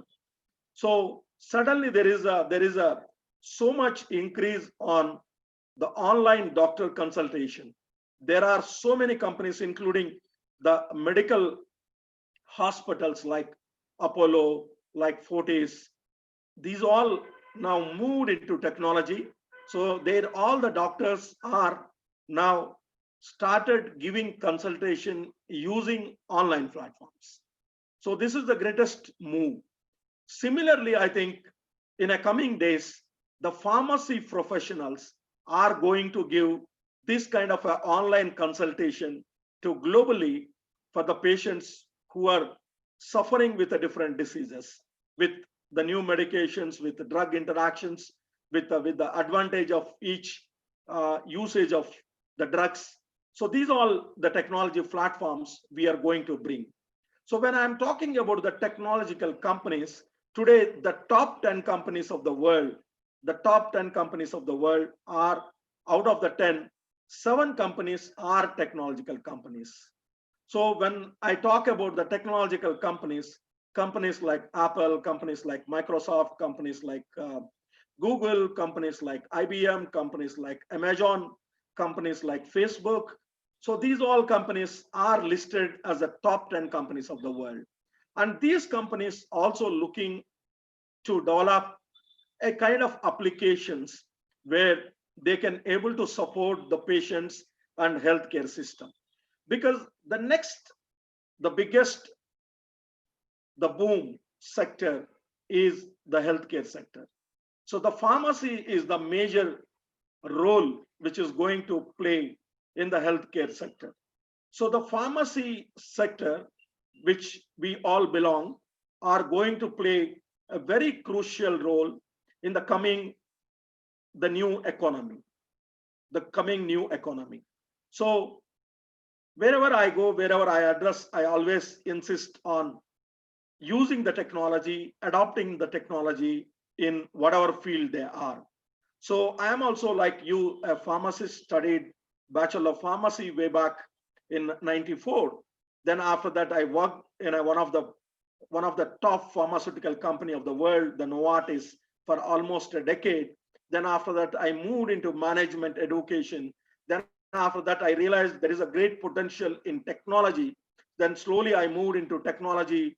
Then today, now we do a lot of work, a lot of things in technology, not only in healthcare system, not only in education, in other most advanced areas.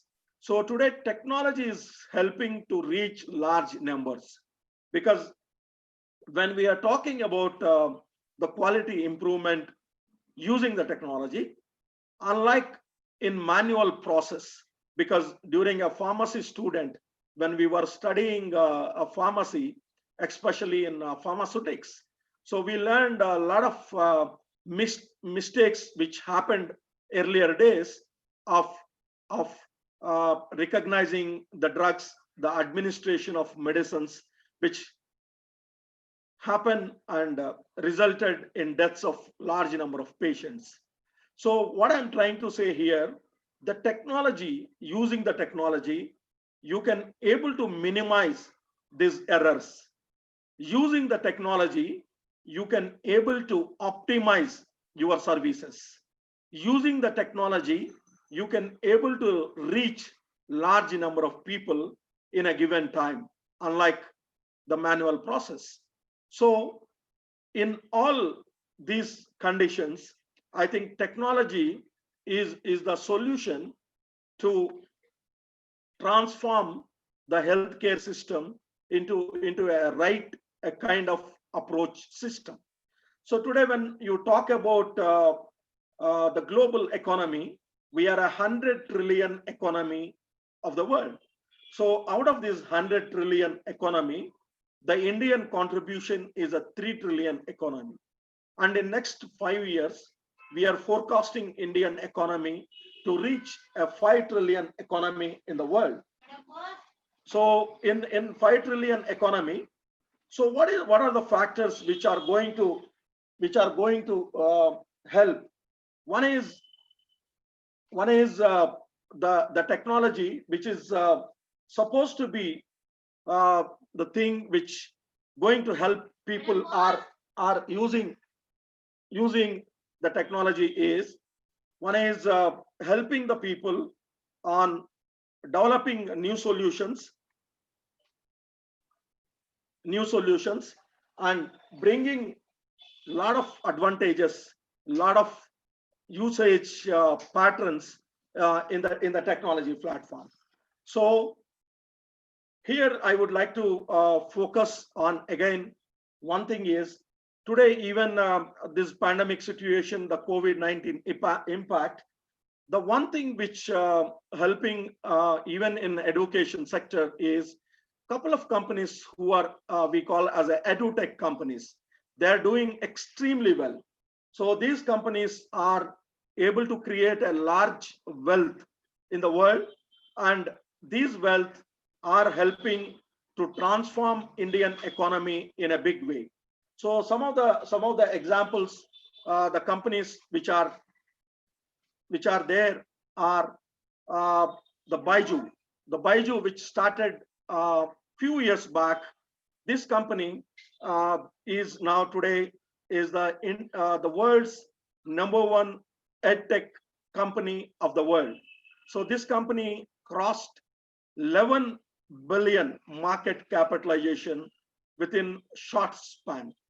So now we need that kind of innovations in pharmaceutical. So still we are following a traditional kind of manufacturing process, research, and all these things.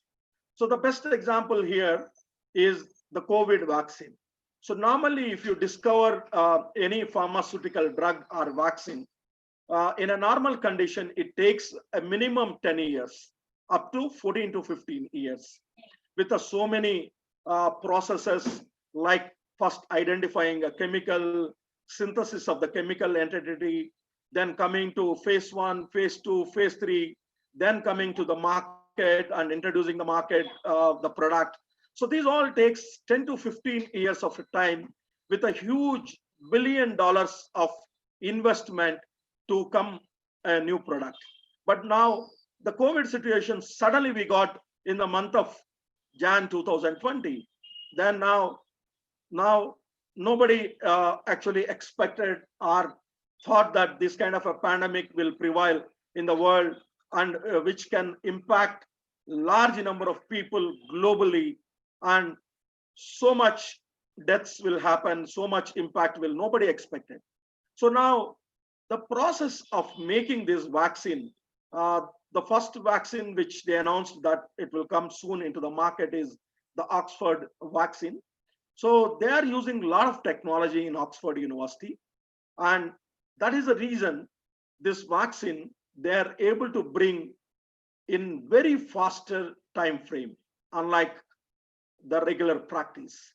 So that is the reason today, even in India, the Covaxin, the Bharat Biotech, the Cadila, Jadus Cadila, the COVID vaccine, which we are expecting soon, are going to come in a coming months.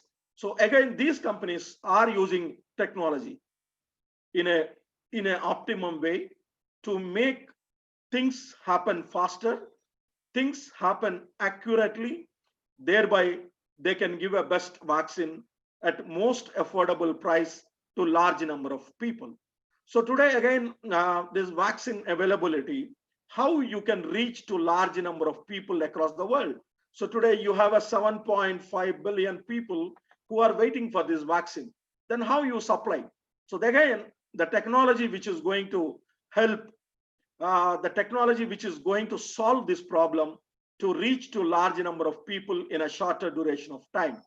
So today, when you talk about the most valuable companies of this world, for example, the Ola, the #1 car rental company in India, and Uber, the #1 car rental company in the world, they don't own even a single tire. So the #1 company in this world, Amazon, the #1 company, they don't manufacture any product, or they don't do any kind of a practice where they supply. So what they do, the Amazon, the #1 company, is they just connect the buyer and seller in a platform called Amazon, the app, the website. So people go there, whoever want to buy, and they buy from a seller. So the sellers will register their product. So they make a little bit of margin, and that's how they are able to become the #1 company. So it's purely the technology which helped this company to become a #1 company. So they don't have a large number of people, they don't have a large number of manufacturing facilities, they don't have a any kind of offices across the world. So they have a very limited people, but using technology, they are able to serve the large number of people across the world. So that is the advantage of technology today in this world. So the pharmacy profession is one profession in healthcare system which can able to adapt technology and can able to do miracles in coming years with accuracy, with a quality thing using the technology. So the three things which transformed this world globally is, one is the computer, which we are using. The second one is the internet, which again we are become more of addicted. The third one, which we cannot live our life, is a mobile phone. So the three things, which is, one is the computer, the second one is the internet, the third one is a mobile phone, which is bringing a transformation in every people's life in this world. So without this, I think the world will not move in the next coming years or next coming days. So we have to adopt, even in pharmacy and healthcare system, these three things. One is a computer, the second one is internet, the third one is a mobile technology. So today, not only a doctor, even a pharmacist can able to guide people on proper medication, proper usage of medicines and precautions and side effects, using the technology, using the mobile technology, using the internet.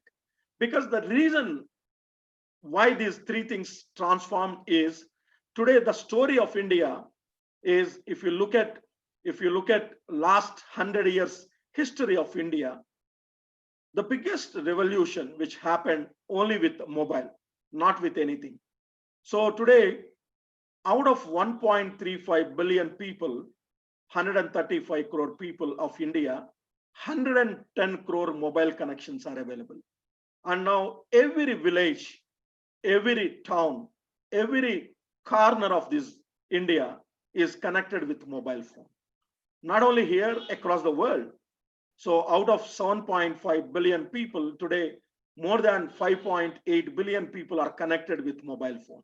So now mobile phone, in the last 5 years, the transformation which is happening is, we are moving from a regular mobile phone to a smartphone. So this smartphone move in the next 5 years is going to reach 95% of the population of India, because of the cellular service what we are having in India is the lowest in the world.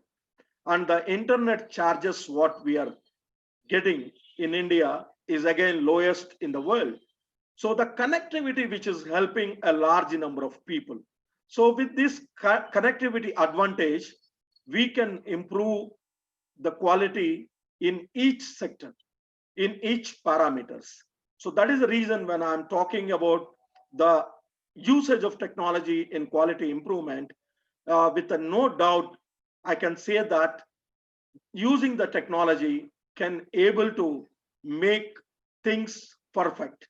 Because as a humans, we are tend to make mistakes.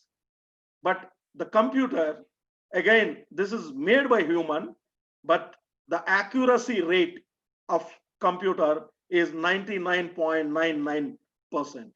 So that accuracy can help in a large number of people, because we are, as a pharmacist, as a healthcare professional, we deal with the humans, we deal with the human lives. So the accuracy using technology is a very important factor on adopting this. So today, that is the reason, if you look at the top 10 richest people of this world, as per the Forbes richest people of 2020, again, you see large number of people are belong to a technology profession, technology entrepreneurs. So we are unable to utilize this move. We are unable to adopt this move in our pharmacy profession. So today, when you look at countries like US, countries like Canada, countries like the Europe, so they are using technology in an optimum way to give a best medications, to give a best healthcare system to their people. But still in India, we are unable to adopt this technology in our day-to-day healthcare practices. The reason is simple. The reason is the curriculum which still we are reading, we are going on, is not focusing on technology. Still we read the old textbooks which they developed 60, 70 years back for a pharmacy profession. So still we are not updated the technology usage in pharmacy practices.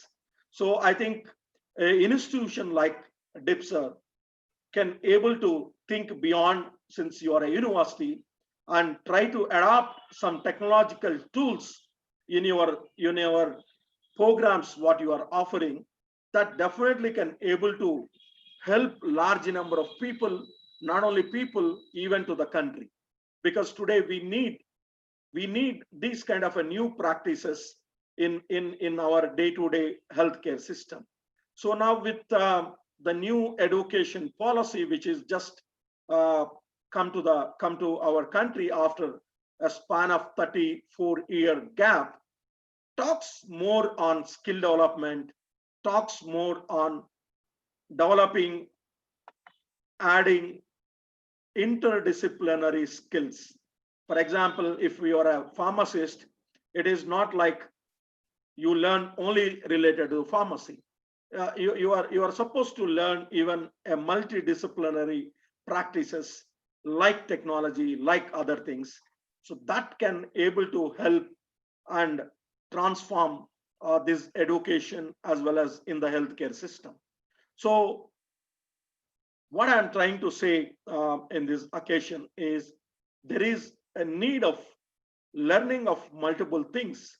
So today, a simple analytics tools, which can be learned by even a pharmacy professionals, can able to do wonders, because the kind of research what we are doing now using our traditional methods can be 10 times faster if we use a simple tools of using analytics. Today, 90% of the companies, whether it is a large, medium, or small, they are able to adopt the analytics tools in their practice, and they are doing a wonderful job. So to give you just a small this thing, what is this analytics tool? For example, if you are booking a Ola cab, so you go to Ola app and try to book a cab. So in a few seconds, you will get a confirmation with a car color, with a driver picture, and how many minutes it will take the Ola driver, the cab driver, to come to you, and how much the cost will be you're going to pay for your journey. All this will come in a fraction of seconds. So what they use, the technology, the back-end technology, is analytics. So that the same way, if pharmacy profession and healthcare professionals, if they start using these simple tools like analytics, then I think we can do 10 times faster accuracy, quality improvement in what we are doing today. So that is the reason today every university, university like Harvard, university like Kellogg's, university like MIT, university like Princeton, university like Oxford, Cambridge, they realized the potential of technology. That's why most of their courses, whether it is a medicine, whether it is a pharmacy, whether it is a management, whether it is a engineering, the technology is a major factor in their curriculum. So they use the most advanced tools which can enhance the learning habits of the people.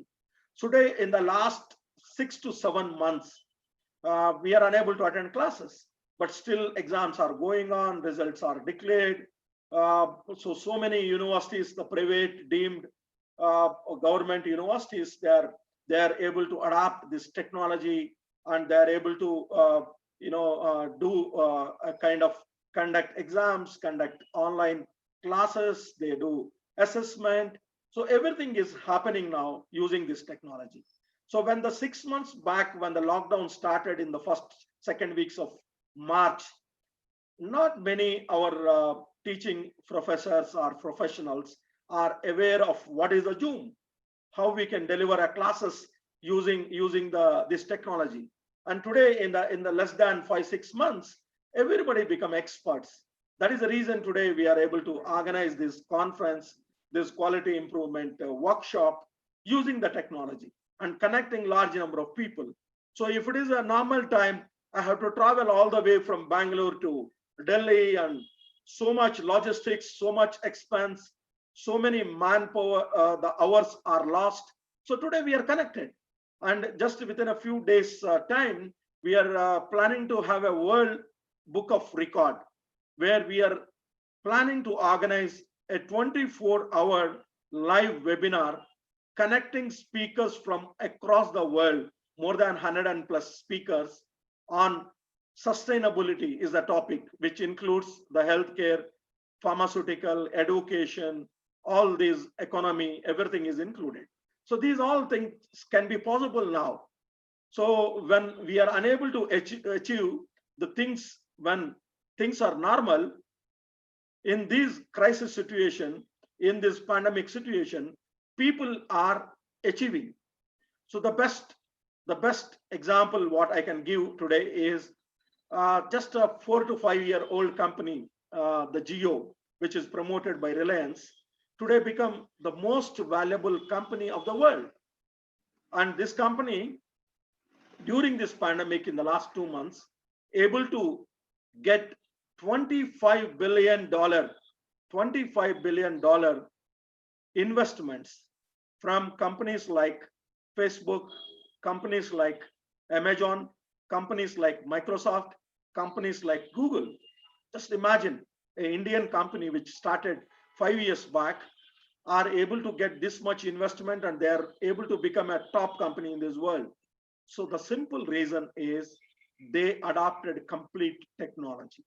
So the other example just I would like to give is the Big Bazaar, which is a #1 retail chain in India, started almost more than 2 decades back, able to become #1 with the 20 years of long standing, more than 25 years of long standing, of putting so much efforts.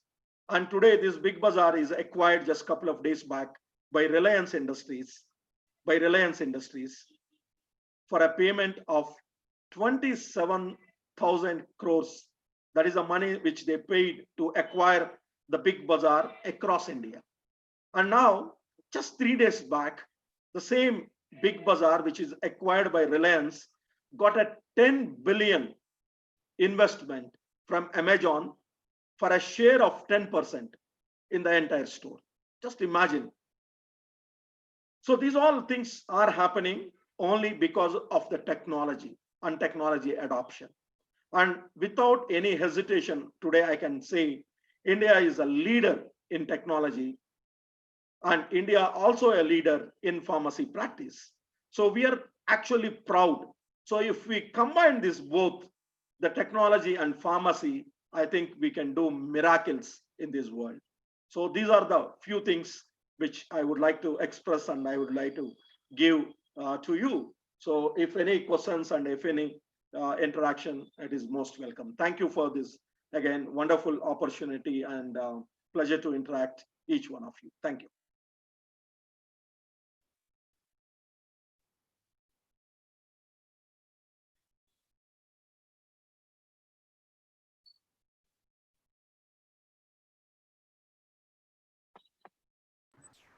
Madam, you have to unmute yourself. Yeah, madam, you have to unmute. Okay, I'm sorry. Yes. At the outset, let me thank you for sparing your time to interact with our participants. And indeed, it is the time which is taught that how technology is important, as if we are unable to move ahead in the life without technology. To be, frankly speaking, in the morning, myself and Dr. Vakode, we were little apprehensive because this is the first time we are conducting online, and we were worried how it would go. And we all have learned whole of this process in last 4-5 days or so, and conducting the classes, participating in conferences. If someone would have told us that 6 months back that you are going to do this way, we would not have believed. But it has come as a true picture of all of the things. So indeed, mobile, computer, and internet are indispensable parts of our life. So thank you so much for interacting with our participants and emphasizing on the role of technology and its quality in our day-to-day life. Thank you so much. Thank you. Thank you. Thank you, sir. One more, I would like to have your comment on what type of technology we can have in this e-pharmacy, because most of the pharmaceutical wholesalers or retailers associations are opposing to this e-pharmacy.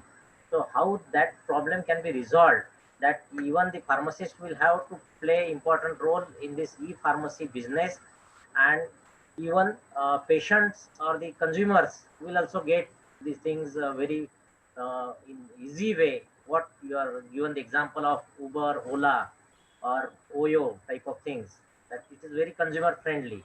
So we need to work out with that type of approaches from the pharmacy field also, so that the problems which the associations are facing, especially wholesalers and retailers, of losing the jobs of the pharmacists, so that can be overcome. Please. I think, yeah, that is a very valid question, Dr. Sharad.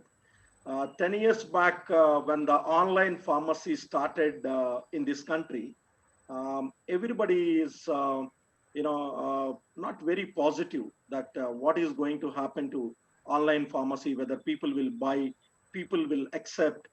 So, and also the regulations from the drug controller of General of India, and each different state drug control departments are not very encouraging. So today, suddenly the pandemic, changed the way we are doing the business.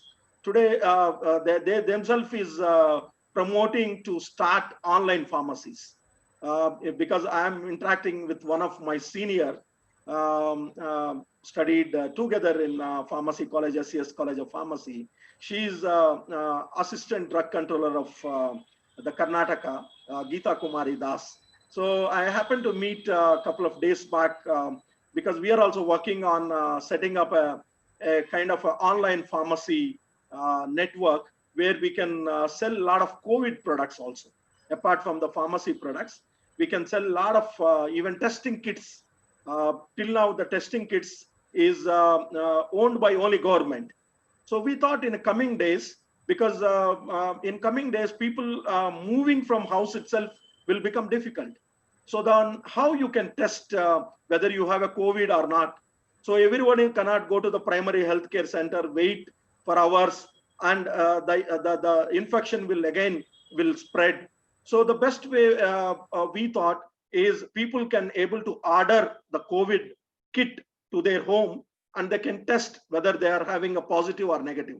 So these all things we are trying to do. So that's how we approached the drug control department, and they immediately said, yes, we will give the permission. You can start. So in the last 2-3 years, I think the online pharmacy, the e-pharmacy, is doing extremely well. And during this pandemic, in the last 6 months, there is a 35 to 40% growth in e-pharmacies, and a lot of acquisitions and mergers are happening in pharmacy, including the #1 company today in India, the Reliance, acquired the 1mg pharmacy. The reason, one of actually my friend was heading that 1mg pharmacy. So it was acquired by now Reliance. They paid a huge money. So now this 1mg pharmacy, not only selling the medicines, what they're doing, the best practice is they also do the online consultation of doctor and pharmacist. So a pharmacist will come to online and will tell you, this medicine you have to use like this. This medicine you having these kind of drug interactions, the side effects. So you have to administer like this. So he will guide along with doctor. So that is the specialty of this 1mg pharmacy. So that's why they become so successful. That's why the Reliance acquired this company. So this kind of a technology initiatives are required.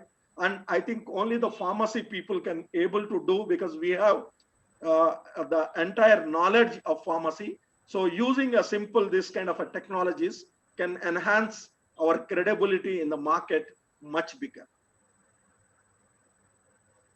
Very well said, Dr. Maram. Let me request all the participants, uh, they can ask or pose their questions in the chat section, and I can convey it to Dr. Maram for their satisfaction. If anyone has questions, please come up on the chat box. They can start their video also, audio if they want. Yeah, if you can ask with video or audio, that is also fine with us.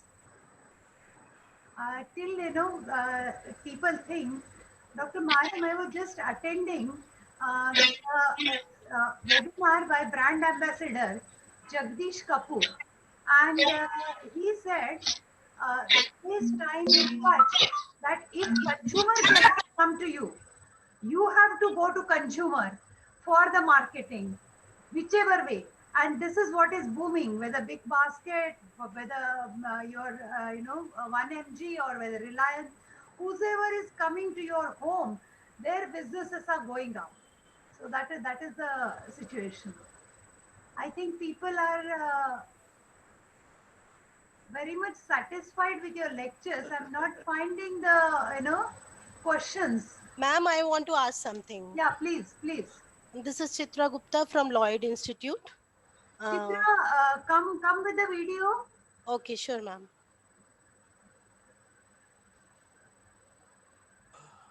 I have a virtual background setup. Sorry. It's okay. Not It's okay. visible. Please go ahead. Yeah, this is the best example you can show that how you can use even virtual background. Actually, I forgot to remove it after our induction program. Anyway, Madam Sir, I would like to know how we can incorporate data analytics into pharmacy profession. Yeah. Because lot is being talked about data analytics. So what are the various applications of data analytics into pharmacy?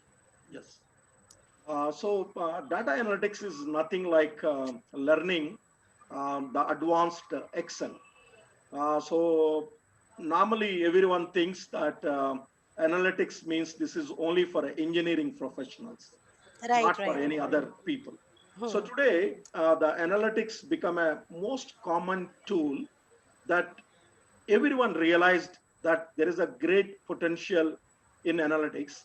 So IBM is a company which introduced analytics. It is more than 107-year-old company with a large number of technological people across the world with so much existence. They introduced this analytics. So the first tool which they introduced is the Watson Analytics. Watson is a co-founder of IBM. He is the person who launched IBM company. So the Watson done a wonderful job on doing analytics, data analytics, because today the data is a new dollar. So till last few months back, everyone is talking about data and oil. So now I can say data is a new dollar. So that means without data, now companies cannot able to survive. So the number one retail company, that is a Walmart. This is one of the largest number of employees also there. Even largest number of pharmacy chains Walmart got. If you go to Walmart, apart from the regular all the products, you have a separate pharmacy where you have a pharmacist, qualified pharmacist, who will be dispensing, who will be giving medications. So the Walmart, they use the data analytics in a very big way. So the entire world Walmart pharmacy back chain, that is the background thing which happens from Bangalore. So they have a Walmart lab which is in Whitefield, where a lot of pharmacy people are employed. And not only this, after pharmacy, a lot of people, they done clinical research courses. In fact, I was a co-founder of one of the institute which they train the clinical research graduate, which is called ICRI, Institute of Clinical Research India. They were having a branches across India. So we developed a large number of clinical research professionals. So in that clinical research curriculum, they teach data analytics. So the data analytics, using that, they can expand and they can make faster the research practices, what they are doing on the drug discovery. So for example, now you are doing a clinical trial, the phase 3 trials for a COVID vaccine, Covaxin. You take example of Bharat Biotech Covaxin. So you have to, you are doing these vaccine trials across India in different institutions, taking a different age groups, different, profile of people. So now using analytics tool, you can make able to predict in a very optimum way the result. So that can enhance your trial quality, your trial accuracy much faster than the regular practice. So this is one example I given. So there are multiple examples where the analytics can able to help. So now specific to the pharmacy itself, a lot of analytics tools are developed, which some of the colleges which already they are training, and some of the pharmacy students after B pharmacy, they are enrolling these courses and they are getting a jobs in the clinical research industries and pharmaceutical industries. So the other one example which I can say is Novartis, the global pharmaceutical company. They have a statistics institute, that is a Novartis Clinical Research Institute, which is in Hyderabad. They recruit large number of pharmacy with analytics professionals, and the pay scale is highest in the industry. So these are the some of the advantages what you get when you learn the analytics tools. So, are there any specific courses catering to it for pharmacy students and all? Yeah. So now the latest one is the Cognos Analytics. This tool will be quite helpful for the pharmacy people. It's a general tool, whether it is a pharmacy or the management or research, they can use this tool. So they teach in this tool how faster you can able to do data analysis, because today you get a large number of data. So how optimum you can use this data in a right way. That is what they do. So these tools, the Cognos tool, will be quite helpful, especially for farmers. Thank you, sir. Thank you. Thank you, Chaitra. Okay, we have Sapan Shah. I think he wants to share something. So Yeah, you can.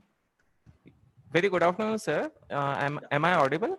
Yes, you are up. Yes. Yeah, I just want to share one success story with our college. I belong to Priyadashini Jail College of Pharmacy, Nagpur. Put on your video, please? Okay. Yeah, Sapan. Yeah. So I belongs to Priyadashini Jail College of Pharmacy, Nagpur, and I want to share one success story. Sir, I joined this college in the year 2014, and it's very bad to hear in my college that very few people are qualifying the GPAT examination. So I seen the launch of Byju's in the year 2015, and I thought that let me also develop such a kind of application for the pharmacy students, right? So I approached one of my friend who is an IT technician, and with the help of that IT technician, we come up with one online platform that is a Quick Learn 360, and we launched this in the year 2017. Okay, and last year only, we got one student from our college who secured All India rank 7. So this is one of the good opportunity. So I taken the use of this technology, sir, and we provided same kind of platform that the online examinations are having. So just want to share the success story. Thank you, Sapan. Thank you, Sapan. Adding to my views. Tapan, for boosting the confidence of the students in the remote area and giving them a platform to learn. Great effort. Thank you, ma'am. Thank you, Maran sir. Has any questions?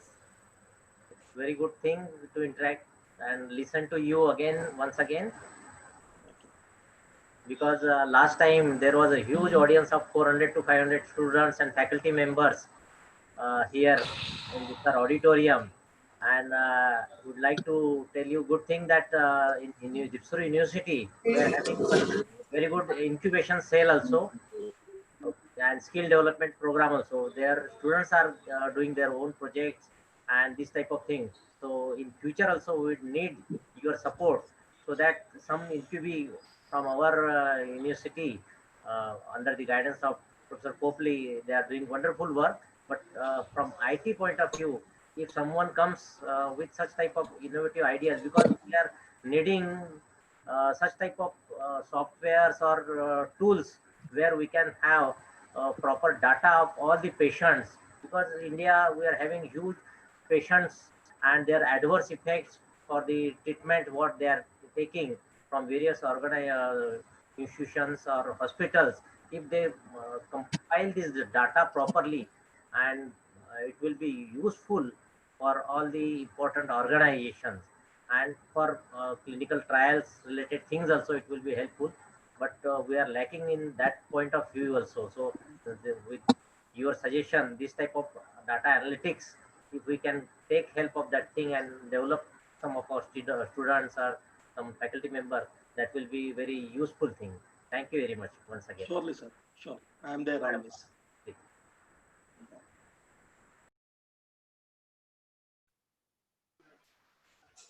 Unmute you, madam. Parle ma'am, we cannot hear you. Unmute.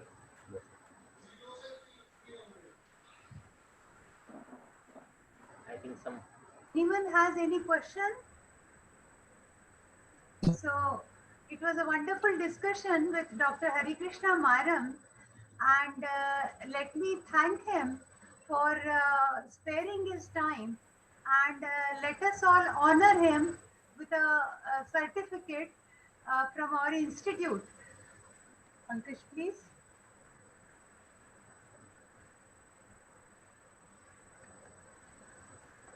Thank you, sir.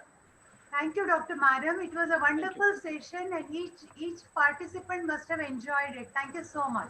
Thank you, madam. Thank you for the opportunity, and looking forward meeting all you people physically in coming days. Yeah, yeah, Thank sure, you. sir. Thank you. Even we are looking forward.